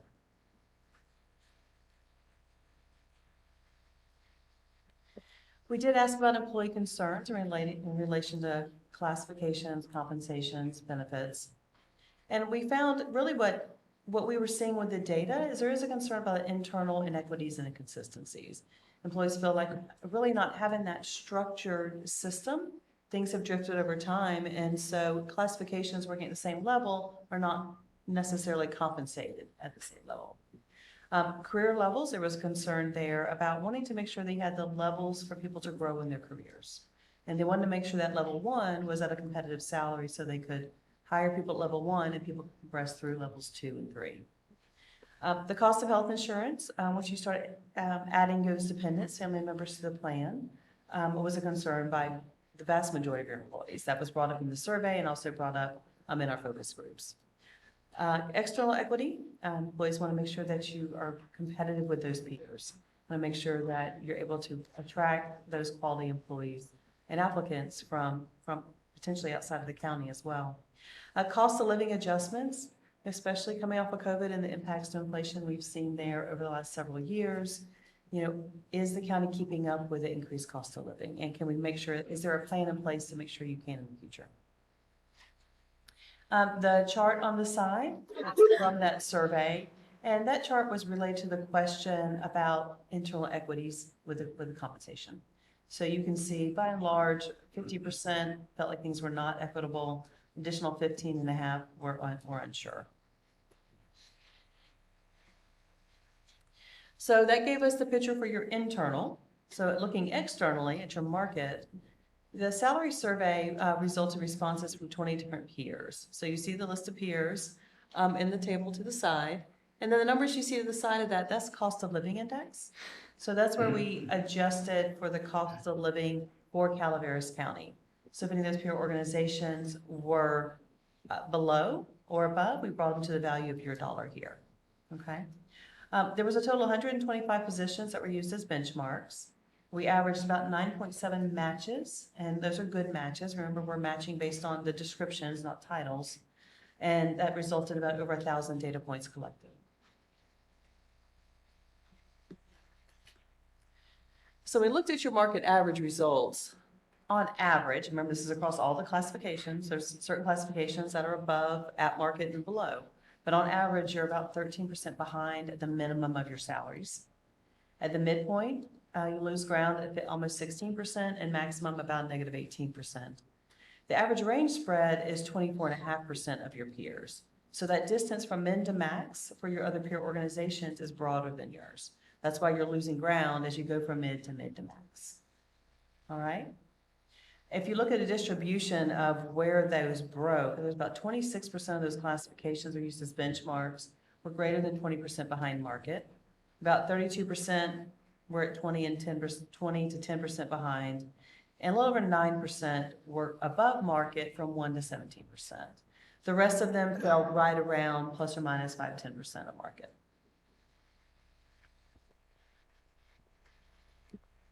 When we looked at benefits,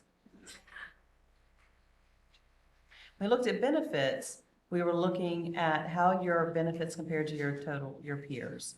And when you look at what that first line is telling you as benefits as a percentage of total compensation, your peers, including FICA, was at 40.9% contributions. Calaveras is 29%. If we include Medicare into that, that pushes you push in 32%. Your health insurance on average, the family plans, out-of-network deductibles were slightly more competitive with your peers than with Calaveras. Short-term, long-term disability. About a third of the responding peers provided employees the option to purchase supplemental disability insurance. Leave accrual was very comparable across organizations. For holidays, Calaveras offers 3 more days, holiday days, than your peers. Some of your peers were as low as 9 days. So that really surprised me. 11 is typical of what I would expect. So you guys are offering 3 over that typical already. The tuition, that's a program that's offered by some of your peers. 2 of them gave us enough data for me to tell you something about it. The cap on those 2 peers that offered tuition support was $1,200 a year to go towards classes. Calaveras does fall under that federal student loan forgiveness program, and it's utilized pretty highly, I think, by your employees here, but no additional reimbursements on top of that. Retirement, very comparable with other organizations around you. The Employee Assistance Program, many of your peers offered a few extra days compared to you guys, but nothing that I would say is significant. So as a whole, I think insurance is the bigger driver there. That's where some of your peers are a little more competitive than you, but you're plus or minus, in many of those different categories. When we took all that information into looking at what we needed to build for you to help you get to where you need to be, these are the sideboards that we were operating within. We want to provide consistency, equity, transparency in that salary structure for you. We want to assign classifications to pay grades that are based on that internal equity with consideration given to market competitiveness. We want to ensure fiscal sustainability, and then we want to develop salary schedules that fit each of your different bargaining units, and then the ones that are also not represented.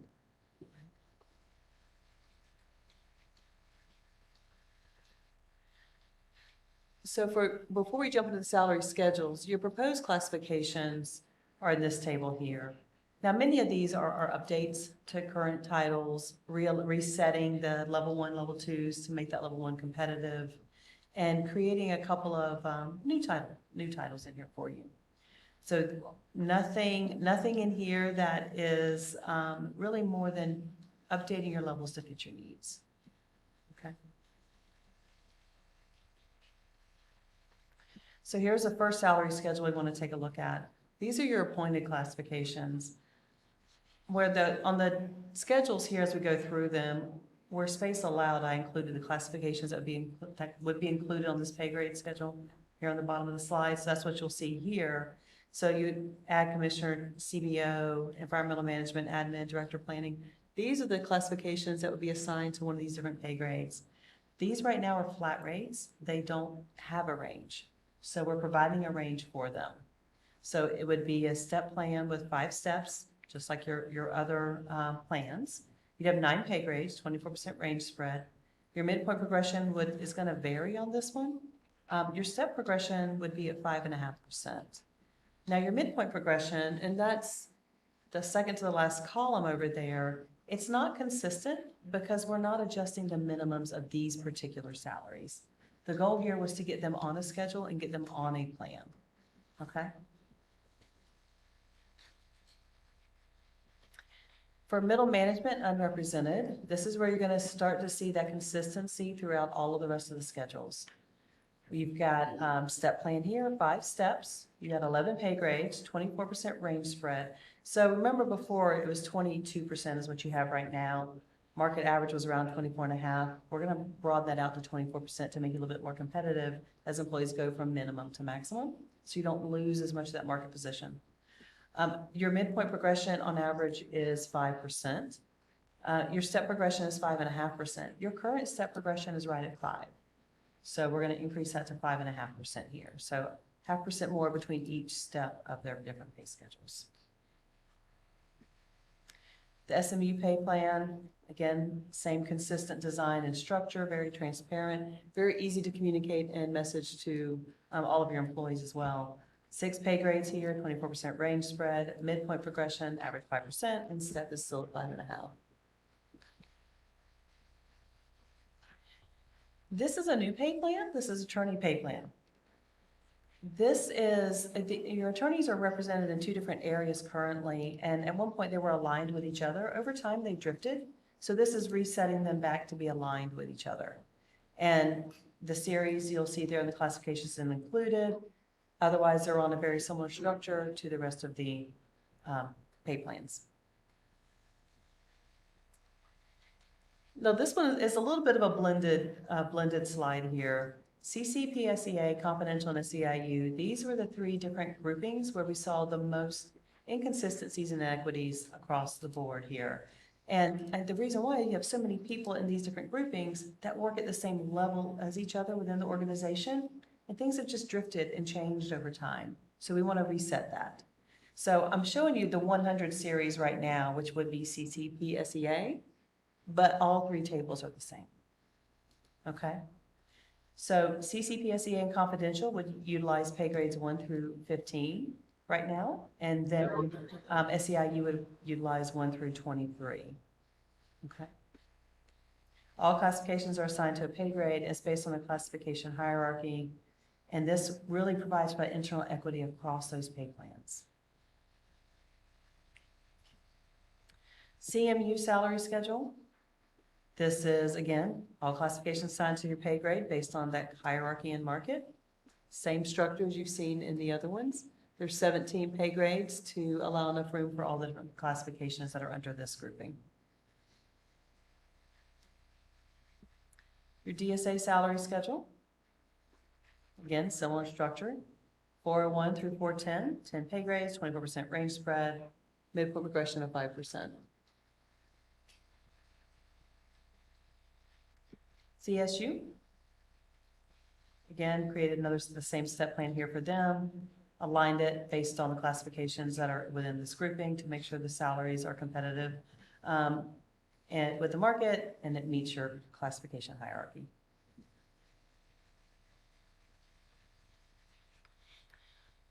So when we look at what does that mean from a budget standpoint, and keep in mind, this is based on a snapshot in time and the employee data at that time. Employees aren't static, they change. But based on the employee data we had in February. When did I update that last? February. Thank you. In February, it would be a $1.7 million budget adjustment. It's about 4% of your payroll. 565 employees would be impacted. Now, when you look at a bring to minimum option, what that means is you're looking at an employee's current salaries. Because remember, this is a whole promise approach. We're not reducing anybody's salaries. So it's going to look at their current salary. If they're not making the new minimum, then we're bringing them up to the new minimum. If they're making above the new minimum, then we're aligning them on that next appropriate step. All right? And just a reminder that the 1.7 is just base salary. It does not take into consideration assignment pays, longevity, CalPERS, those additional costs.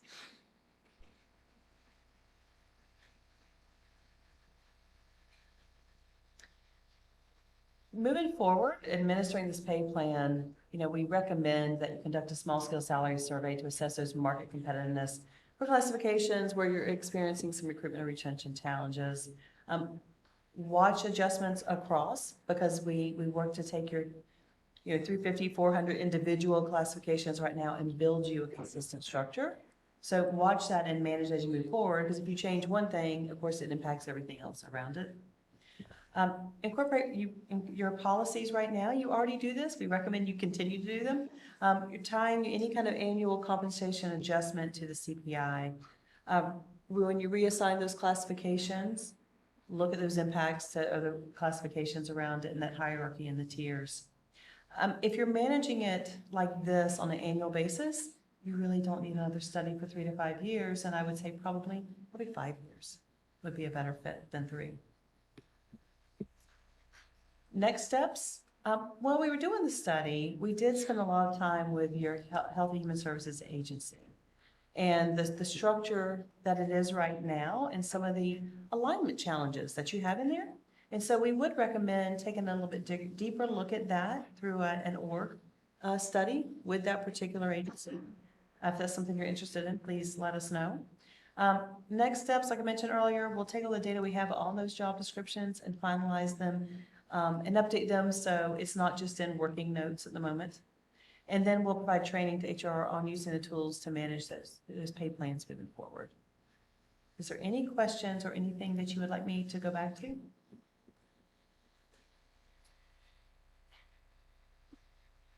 Is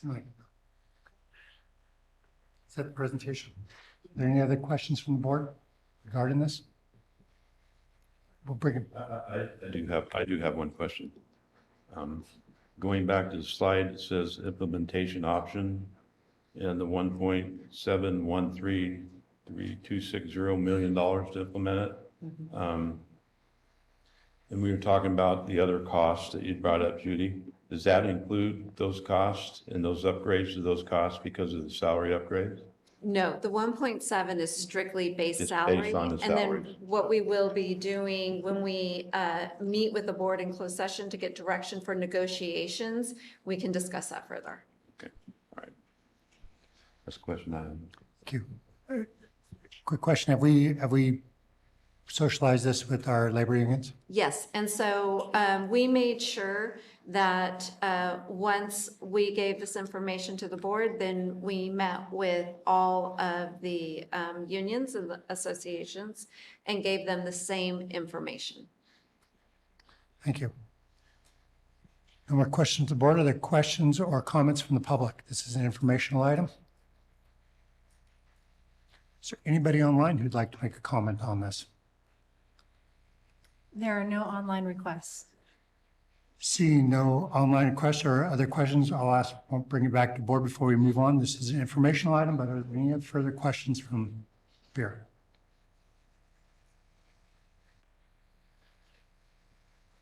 Thank you.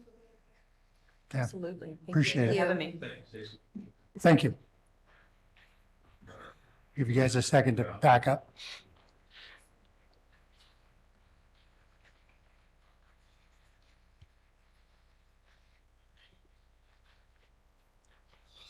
All right, moving on to item 27. Stacy. Item 27, informational item, Public Works, receive a presentation on the draft 2024 Calaveras County Department of Public Works 5-year capital improvement plan. Robert, this is your item. Yes, sir. Good morning. We have a little presentation there. You need a couple minutes? Do you need a few minutes, Mark? Just a moment. 2 minutes.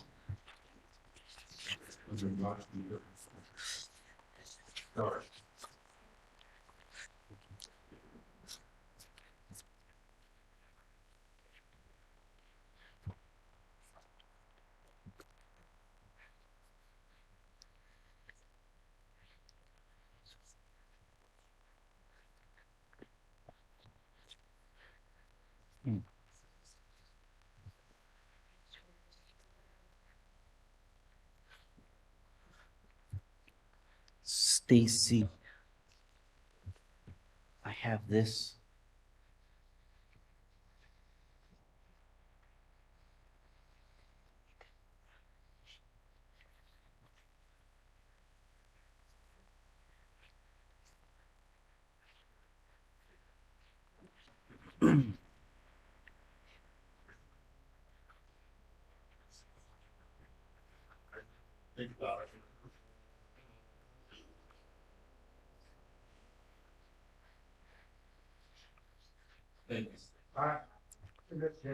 Ready.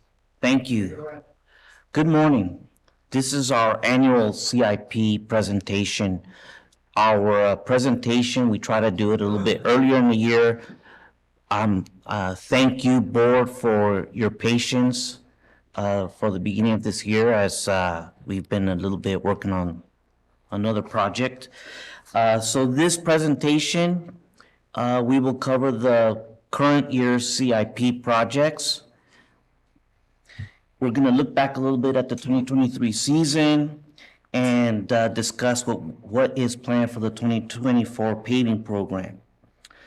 And I'd also like to discuss a little bit of the future projects. Hold on just a minute, Robert. We get the PowerPoint on.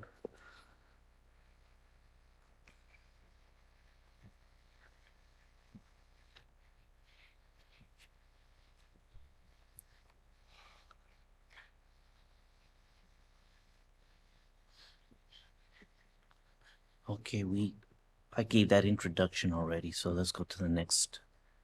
Revenue sources. Let me remind everyone at this point, this CIP with the projects is a draft. We will bring it back in a month for adoption. The CIP is used for preparing our budget for the coming year. So we have the revenue sources, a couple different revenue sources that we have: discretionary revenue, restricted revenue. Discretionary revenue is our highway users tax account. It comes from the state from collection of the gas taxes that are collected.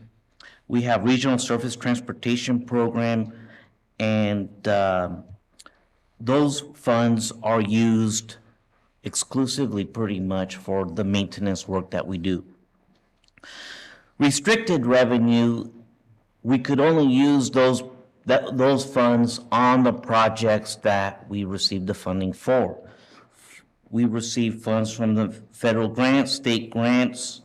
RMRA is the SB1 projects. And then there's also the transient occupancy tax that's used for the maintenance of effort established in order for us to get the SB1 funding. Those funds can only be used on the projects for which the scope is prepared for that funding. Safety dollars could only be used on the safety projects identified under the grant, as an example. So some completed projects. In that picture, up on the top left, that's the railroad flat road slide that was repaired. That was a winter storm event, 2019. And what was done was, instead of trying to rebuild the whole cut slope, the road was moved over. It was a much cheaper alternative, and that's what you see in the top. On the bottom is the guardrail safety improvement project that was done throughout the county. Certain guardrails were upgraded, and you can see the upgrade there. So in 2023, we had completed the Moke Hill Road resurfacing and paving, Bald Mountain Road resurfacing and paving, Campo Seco CSA 8. We have our annual road striping project. The HSIP is the Safety Improvement Program, the guardrail update.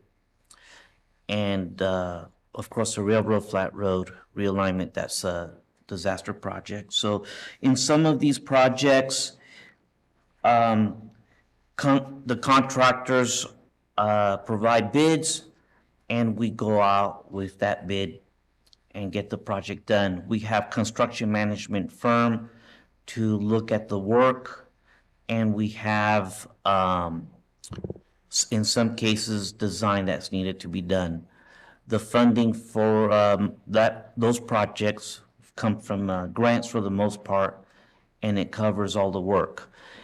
In some cases, we also have our road crews to do the prep work. For example, for the SB1 projects, our road crews will come in and do some of the pothole maintenance and crack sealing and so forth in preparation for the contractor to come in and do the surface treatment. Let me explain. The bottom picture is the removal of a temporary bridge at Manji. There's a creek crossing that needs to be upgraded, and that would be completed this year. The upper picture there is pavement repairs, and you can see the lower one, I believe, is Campo Seco Road. Okay. So the way we plan our projects, in 2019, there was a report prepared by NCE that showed us the pavement index on the roads. The pavement index is a quality feature. The higher the number, the better the quality of the road. What is taken into account are cracks and distress along the road.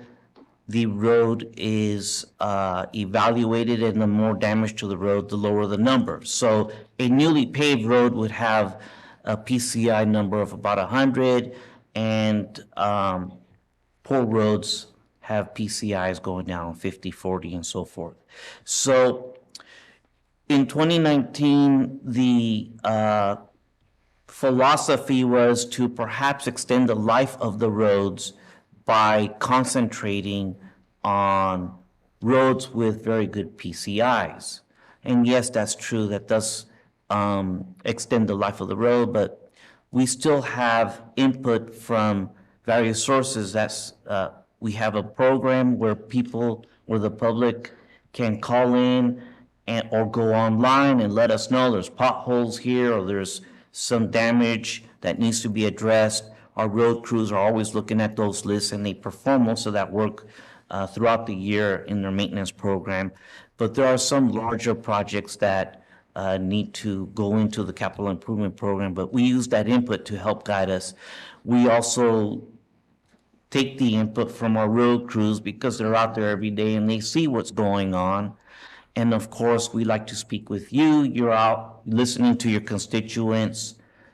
You tell us what are the area's needs. We use all of that as part of the input into preparing our capital improvement program.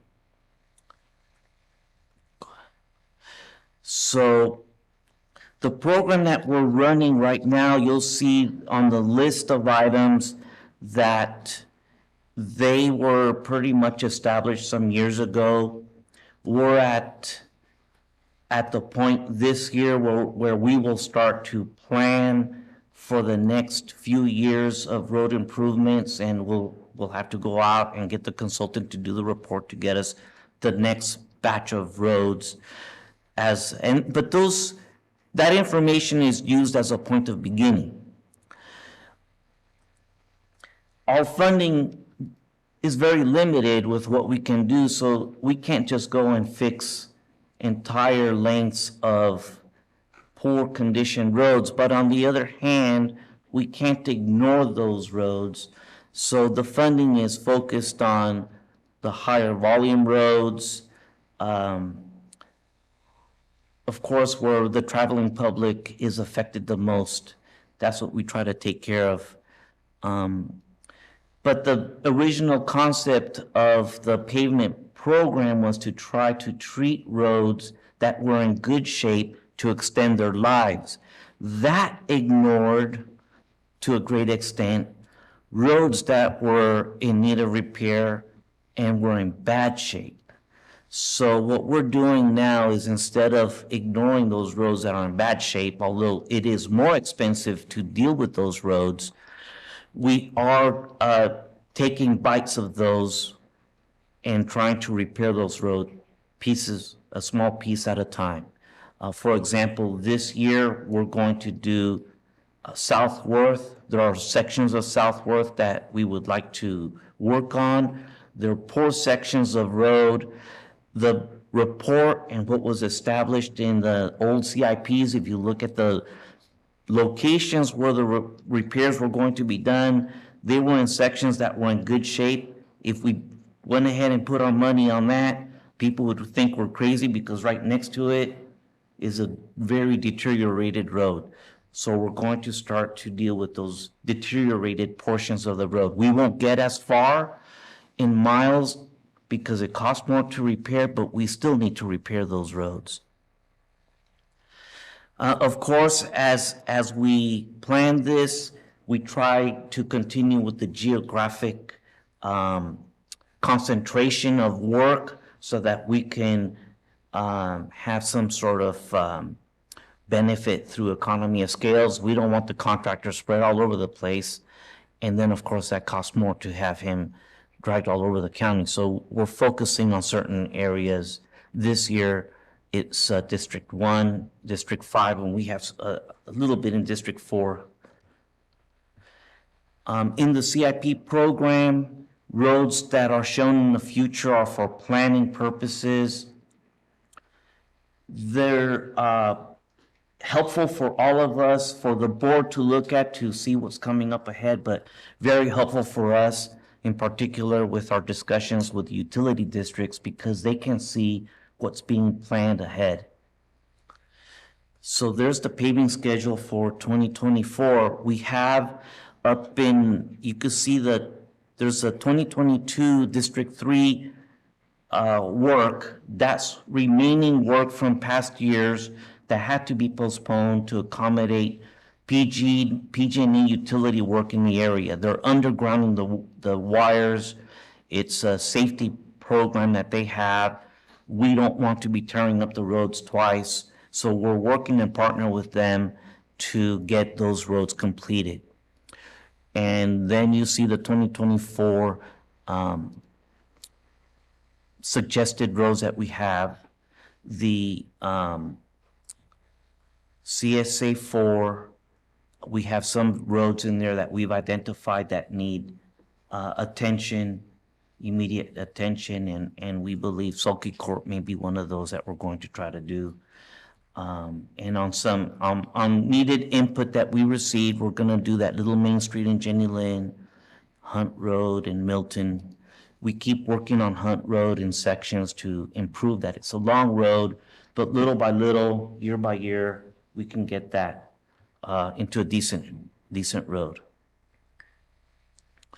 A few years ago, we started a little traffic calming program. I set aside a few dollars so that all of the districts had some projects.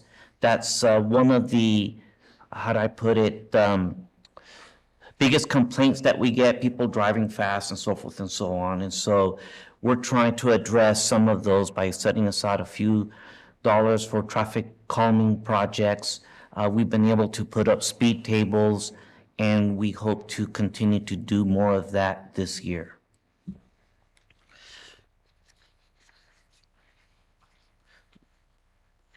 The continuing construction, of course, we continue working on Wagon Trail realignment. That's a project that's been in the works for over 20 years. Manji, we're going to finish hopefully in the coming year. The streetlight project is mostly done. Some finishing touches need to be done.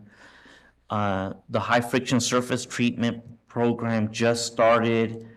You might see areas within the county where the road looks kind of a little bit like sandpaper. It's intended to increase the friction of the road and help the driver stay on the road. And we also have a striping project that's continuing. For this year, 2024 construction, the Valley Springs Safety, the School Safety Improvement Project should be started this year. We'll be bringing plan specs and estimates to the board in a few weeks. That will allow us to go out to bid. We're currently completing the right-of-way phase for that. You can see all the other projects here that we have. And in the CSA program, CSA projects are funded through the CSAs. So with their little bit of funding, we try to be frugal and do work within the CSAs. As that bank builds up a little bit, we're able to do some projects. This year, there's a new project that we've added. It was done in December. It's the Obernsbury Road Guardrail Project. So that will be coming in. Future projects. How do we look at future projects? I passed out a little sheet. That was the culmination of a discussion that we had about a year or so ago when COG had a call for projects and the board identified various projects on there. We used that to look for funding. One of the projects identified on that list was the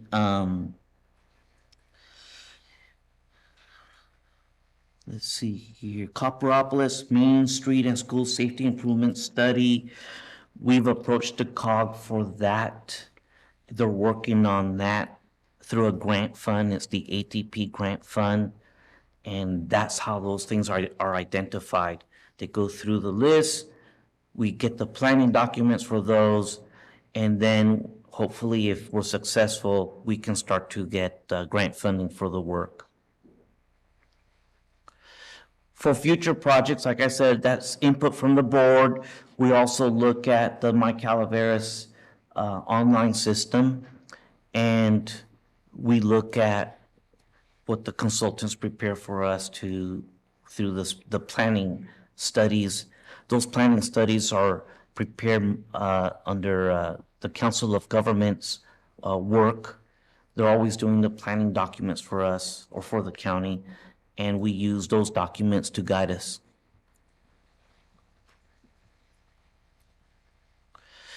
Okay, this year, the project in Calaveras County, that is an ATP grant that COG is providing the grant application for. We also look at the RTP, and they've identified various projects in there. We're working the State Route 26 Olive Orchard Garner Place intersection with the Valley Springs Benefit Basin funding, which that's one of the one of the projects that the funds can be used for.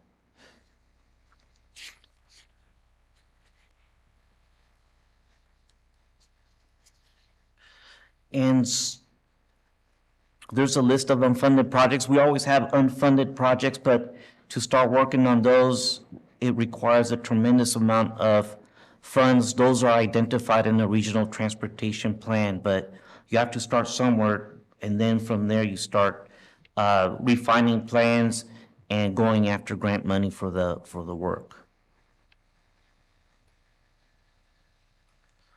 There's more of the unfunded projects that are identified. And of course, the bridge project, or Obernsbury Road Bridge, was a project that was started many years ago. It was, because of lack of funding, it stopped, but we haven't lost the need for that work. So we'll continue having those discussions and trying to look for funding opportunities for that project. That's back in 2013. That was a $70 million project, so I'm sure it's more now.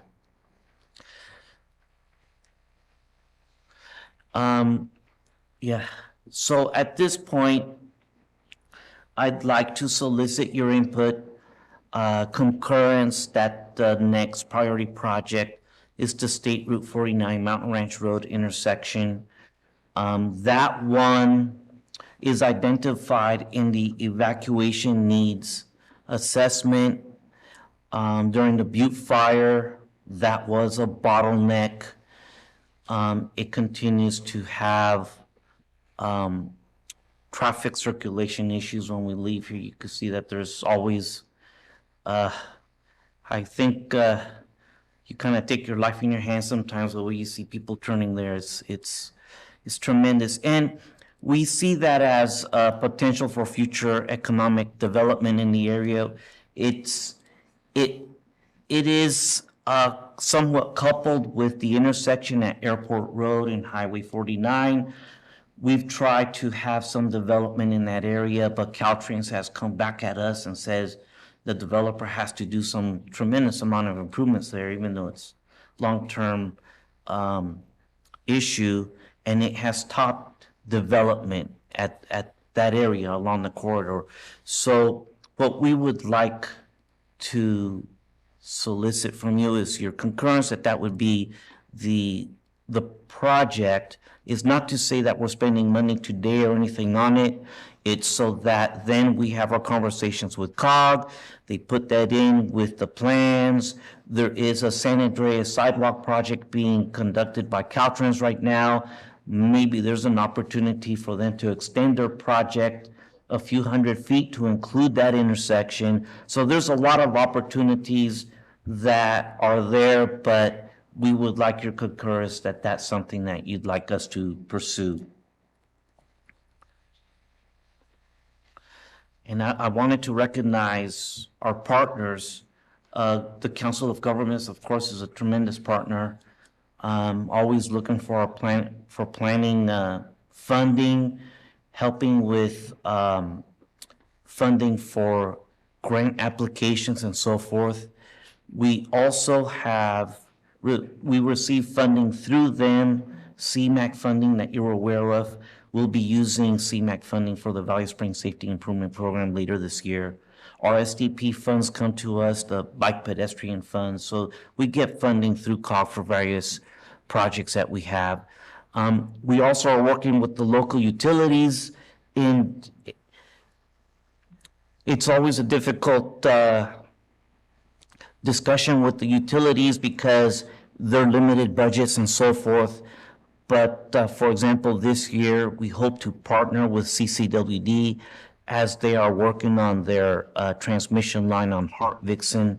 It seems in our discussions with CCWD, it looks like there's something that we can do there to partner with them so that the road is disturbed once the utility goes in, the pavement is repaired, and we're not bothering the residents for years and years of construction there.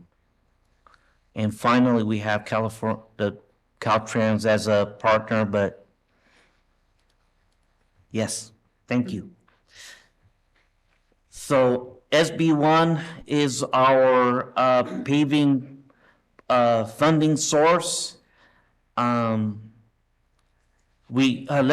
I can't forget to mention the team. We have a small group, but they're very powerful. Very dedicated to what they're doing. They're learning quite a bit. We couldn't do a lot of this work without Kelly, who's the project manager, trying to get a lot of these projects done. Mark does the administrative part of the whole team.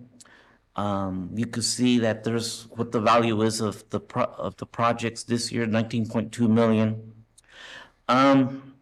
One thing that you should know is that those values, those budget numbers, are greatly affected by any one project. For example, Wagon Trail is a very expensive project. It's in our budget, but once that's completed or resolved, the budget won't include those dollars from Wagon Trail, and you might see a completely different number there.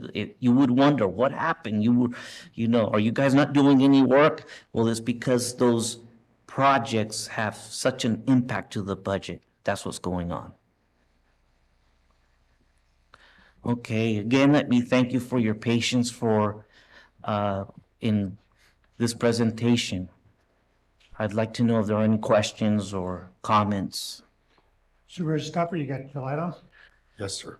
I know Mr. Toffenally's gotten calls, and we've had it programmed in for a while. Vista Del Lago, once the PG&E underground gets redone. I mean, it's been havoc there. I drive it every day. I know Mr. Toffenally's well aware of it. How soon after they are done with construction do we intend to have that repaved? Because that's money that's been on the books from SB1 for quite some time. That construction, PG&E is supposed to complete that road, that surface. That is part of their responsibility. Because of, we had to accommodate them, we had to move somewhere else, but, so they are going to come in and complete that road. That road for where they disturbed it? Or are they doing it end to end? It's pretty much end to end. They're gonna do the whole thing. Okay, that's good news.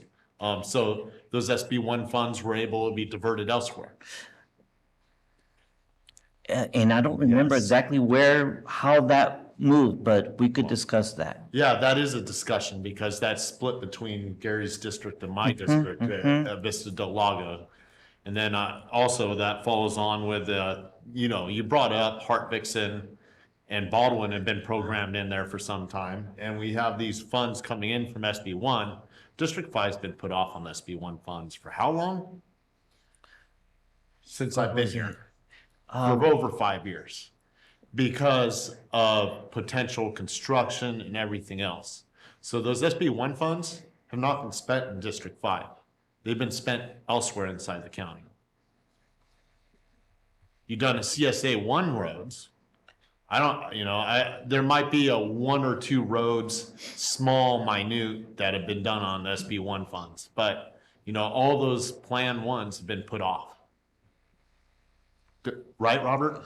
That I Think back to remember, one that was done? I do remember the CSA roads. Yeah. I don't remember the other No roads. SB1 roads because they've all been put off. But, okay. CSA 1, what's our timeline on those? That'll be done this year. This year. When's the RFP coming out for it? When will the RFP come up with that? So, we're gonna be bringing PSNE to the second meeting next month. And then after that, we'll be able to go out to bid. Okay. Two months, maybe the docs will receive bids. 2 months to receive bids? In about 2 months, we'll receive bids. So that you're going for end of May when most construction companies are pretty much taxed out got a lot of scheduling already throughout the year. So we can't guarantee that's going to get done this year. Or do we have construction companies that are guaranteeing us an allocating time already? Construction companies usually bid on this work. I understand the bid, Robert. It's scheduling. That when we go out to bid, the schedule will be in the bid documents. And when they respond, that's what they're going to be doing. They already know what the schedule is. So they should be doing that work this year. Okay.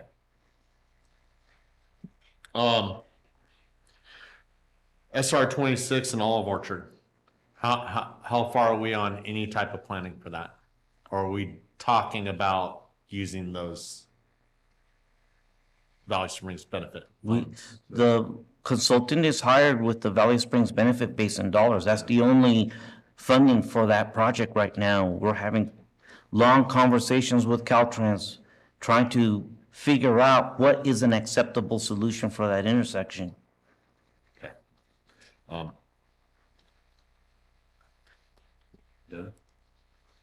New Hogan Dam bridges. I drive across those daily. Most of the part, it's mostly in Gary's district over there where it's flooded. But there's other bridges. And I'm looking at these other bridges and like some of the Dogtown bridges that New Hogan Dam, those bridges have continued accidents on them. New Hogan Dam is highly used. It's got a lot of traffic on it.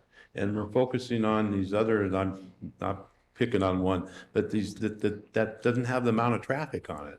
We need to focus on, as you brought up on your presentation about the roads that you're going to repair, and this is one of them. Those two bridges are very, very narrow. People pull boats going both ways, coming out the New Hogan Dam, or New Hogan Reservoir, both ways, leaving it and going into it. And those bridges continually have an issue, and they're part of the flooding problem because of the way the design, they were designed, and the debris backing up on them, plugging them up as it washes down. So that would be one of the things that I would look for the highway bridge program, the next one going forward, is to get something done with those bridges. The other question I had was, Jared, I didn't see Pope Street on there. That's the ATP project. These ones are the ones that are being in construction. Okay, so on the Valley Springs, we went to the school district and we got their okay for the right of way. So when is the RFP going out? Because the school year is going to end, and we need to get that construction in while that school year, those kids are out, and get in and get it done. So when is the RFP going out? The bids come to the board for approval, and then the plan specs and estimates come to the board for approval, and then they go out to bid. So April 12th is our next meeting, so we're already in halfway through April. Right. The plan was to bring those in at the end of April. The end of April? To get them approved, and then we go out and get the bids. So we're looking at May before we even have a bid in. We have to wait for the right-of-way certification to be complete, which is the step that we're at with the school board. So when school gets back in, how are you going to do any construction when there's buses and parents dropping kids off there and kids crossing the street? How are you going to do construction during that time? Well, they'll have to do a traffic control plan and try to accommodate. If it runs into the school traffic, they'll have to accommodate all that. If you construction at night construction, then the neighbors are going to be complaining to me about the amount of noise.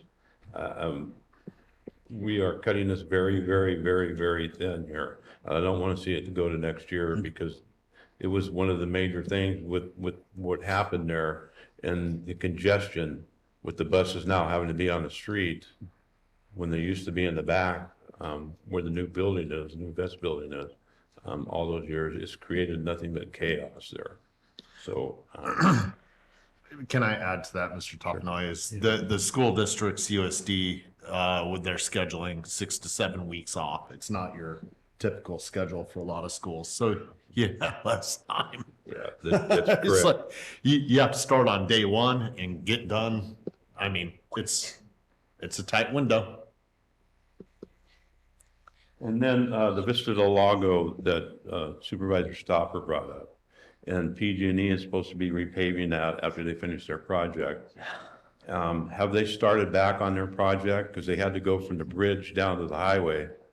And so have they started? They have. Yeah. So. Or else I'm getting stuck in other work every morning. Made you late this morning? I just wanted to make sure. I know I saw them out there. So they are, I've been requested by several people that live there and drive Vista del Lago, instead of looking at it to control traffic with speed bumps. Like on Daphne Street, there's an indellation, and you wouldn't have to pay for speed bumps. All you'd have to do is dig that out, and it controls traffic. Just sign up. If you're familiar with Daphne Street. Yes, yes. They're asking for a couple of them on there because traffic does go pretty quick there. So if you want to look at that. Yes, sir. Okay.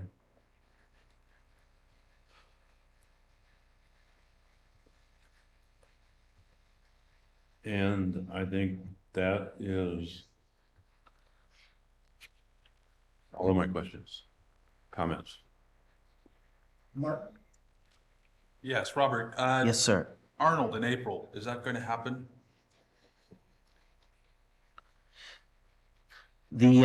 Paving.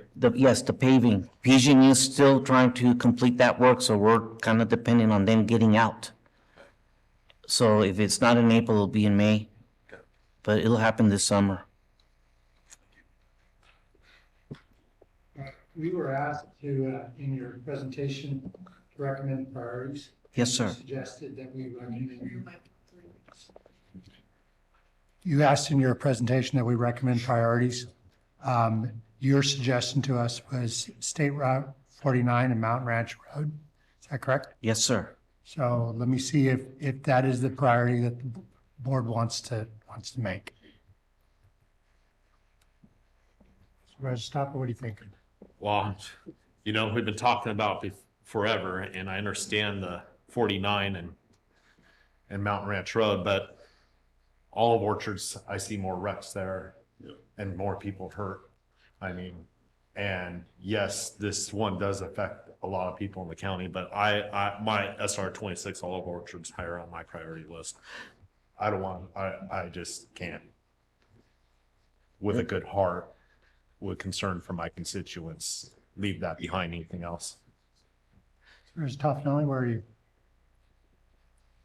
Olive Orchard? We were asked for recommending priority projects. No, mine is Hogan Dam Road, those bridges.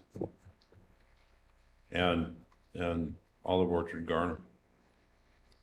It's been on my priority too for a long time, because a lot of my constituents travel that. Supervisor Fallendorf? So I have a question before I make a statement. Can I ask it?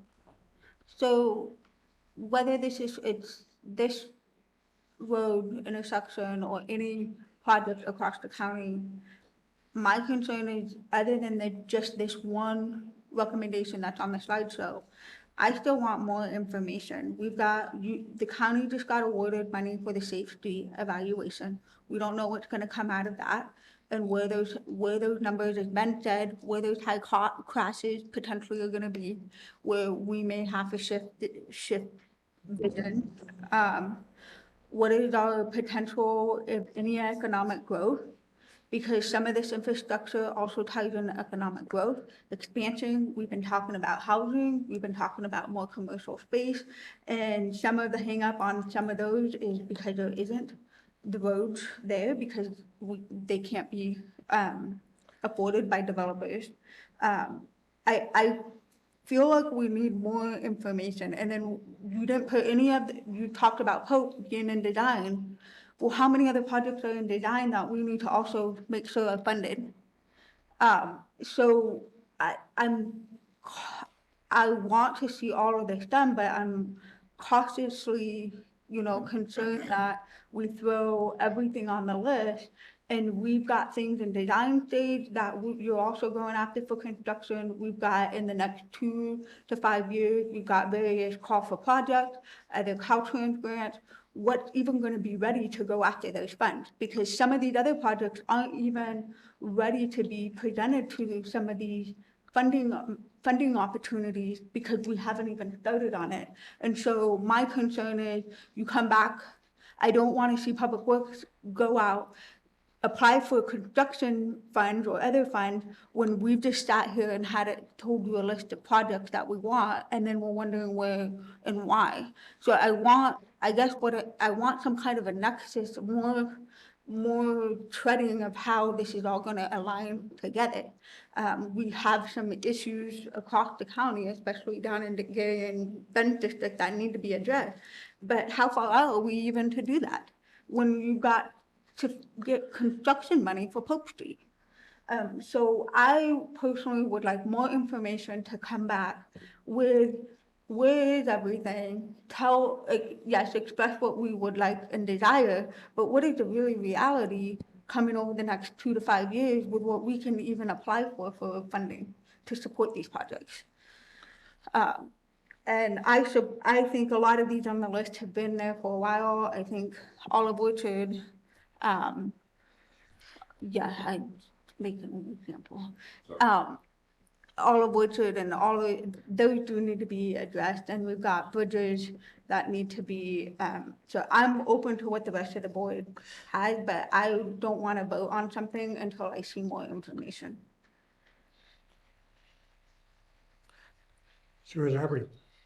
I would agree with that. Supervisor Fullendorf would just say that it would be really helpful to see a timeline, how this all breaks down into a timeline. And again, it's percentages of where we are with each project and how much it's going to take to complete each project.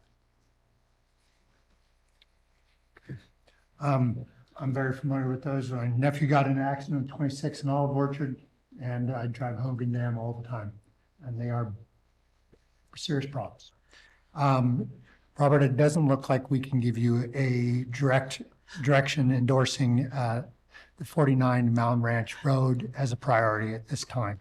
I think what I hear the board asking is that this come back with more detail, including specifically timelines and budget and how this puzzle all comes together.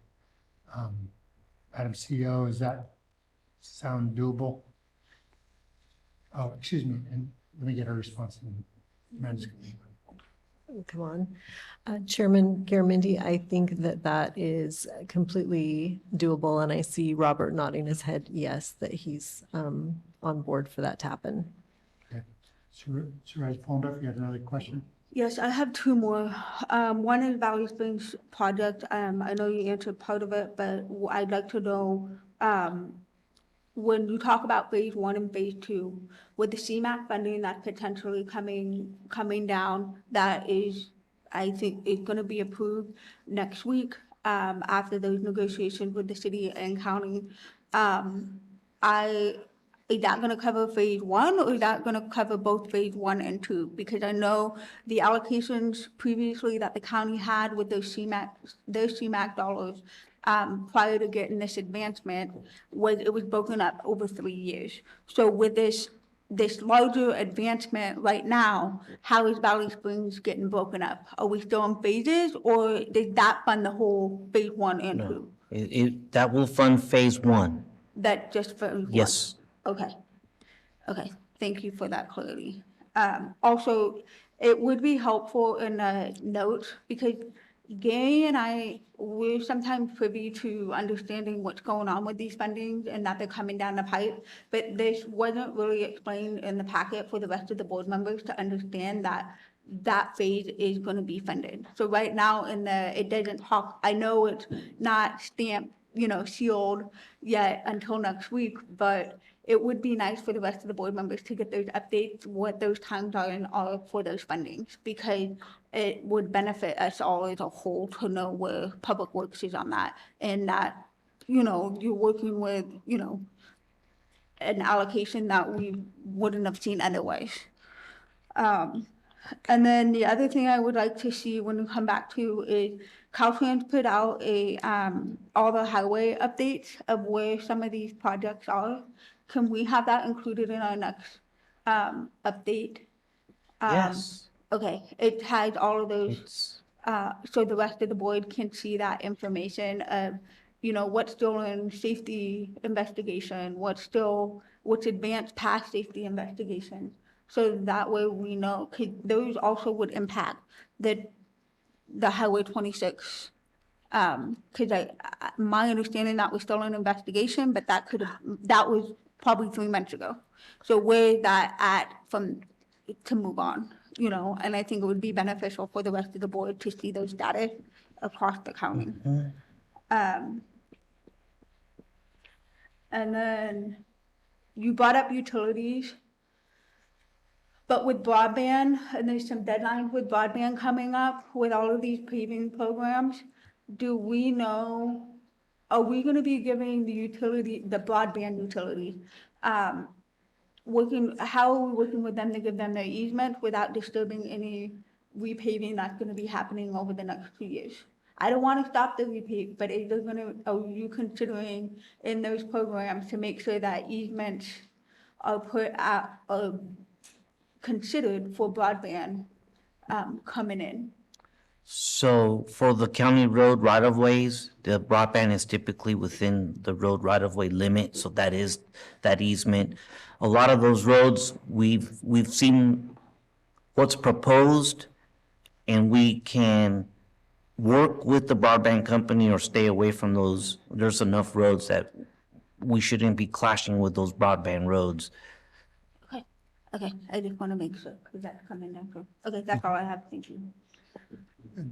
I will open it up for public, this is an informational item, but we will open it up for public comment. Is there any public comment in the room? Is there any public comment online? There's no public comment online. Seeing none, any final comments before we move off this item from the board? All right, thank you very much, Robert. Okay, thank you. All right. Item 26. 28. I'm sorry, 28. Item 28, ordinance planning. Conduct a public hearing and by a 4/5 vote, extend interim urgency ordinance 2024-02-130-3193, regulating the demolition of certain historic buildings and structures for 1 year, and find the adoption of the ordinance to be within the scope of the 2019 General Plan Environmental Impact Report. Who is presenting on this? I can, I don't know if we'll kind of tag team it, obviously, since, so this is, as everybody's aware, I believe aware, the initial urgency ordinance that the board put into place to protect the or require a process prior to the demolition of historic buildings. That expires in 45 days by operation of law. So this item is to extend that urgency ordinance, not for the maximum amount of time that the law allows, which would be 22 months and 15 days. Don't ask me why, but rather for 1 year, because staff believes that that is an amount of time within which we can have a permanent ordinance to the board for your consideration following planning commission process, et cetera. So if there are any questions, I think between Gina and Julie and I, we're happy to answer them. But that's all I've got. Thank you. Any questions, Mark? I'm just going to ask, not that I'm questioning Gina in the back of the room, but if we go ahead and approve this, and then we're at the end of the year and it hasn't been completed, can we extend it again? No, it's a one-time extension. Thank you. Of course. Any comments from the board? Public comments. Sal?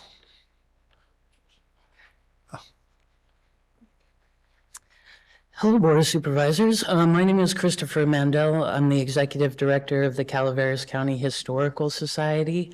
I feel like the problem has been well iterated, so I'm here just to offer support. And first of all, to County Council to say thank you for becoming an expert on this in such a short amount of time.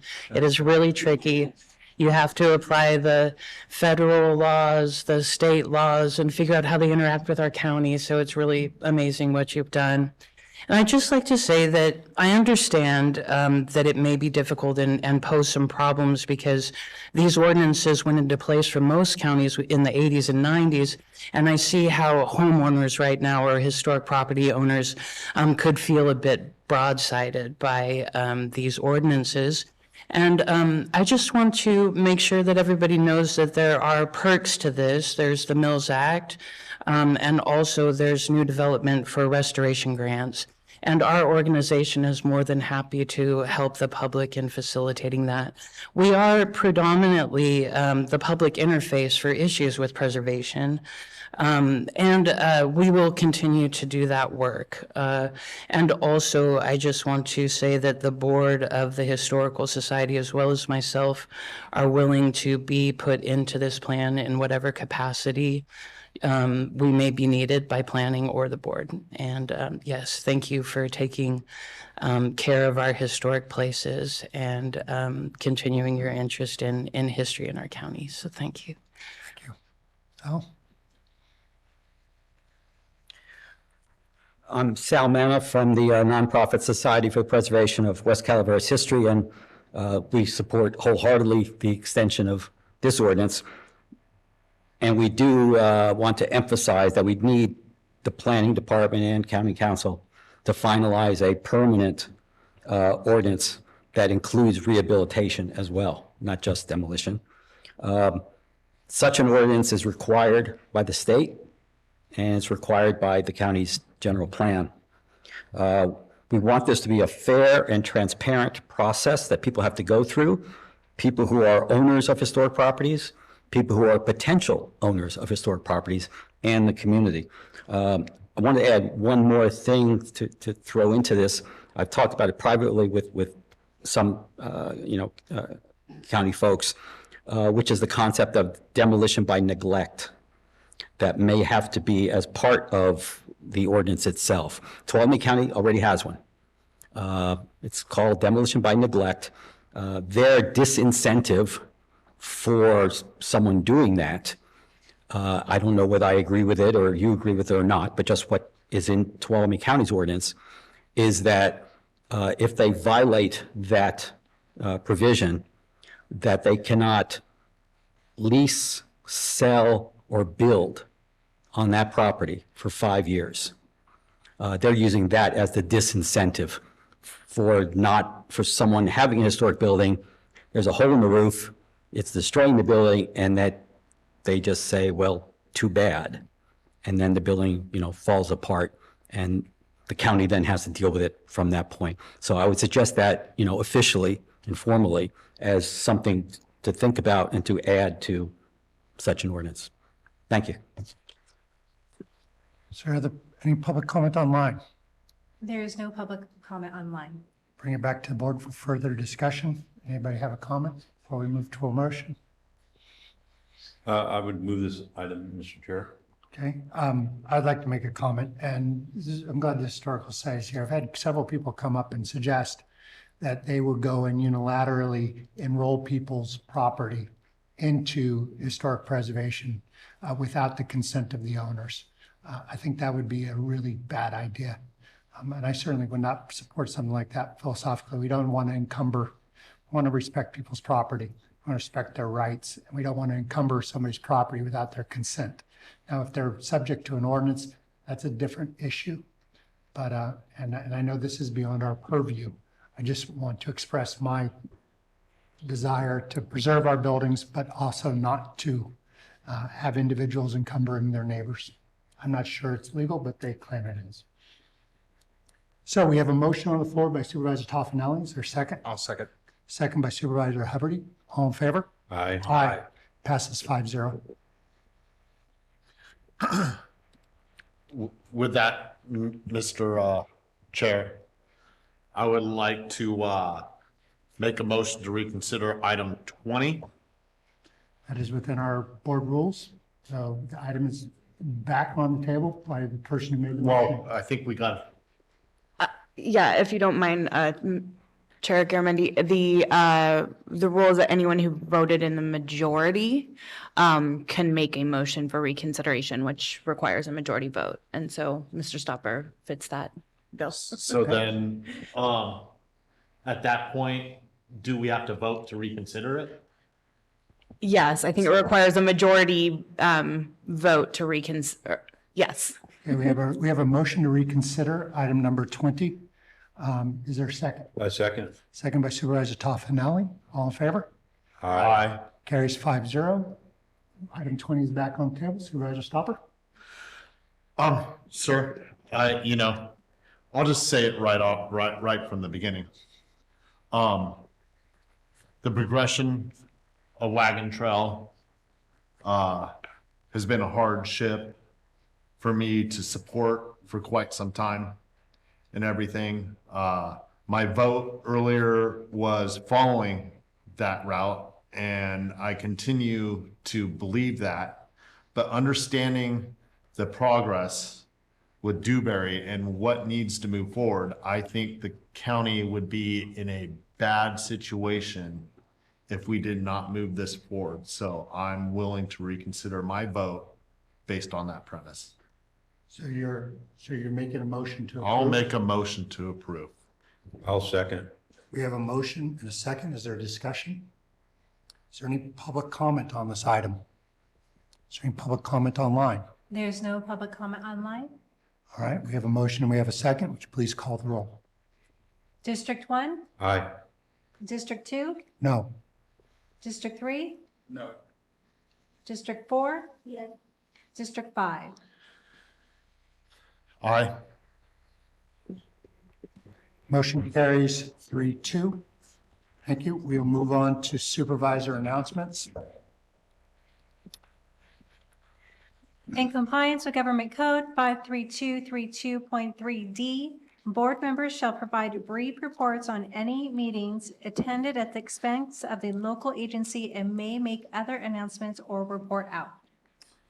All right, Supervisor Stopper.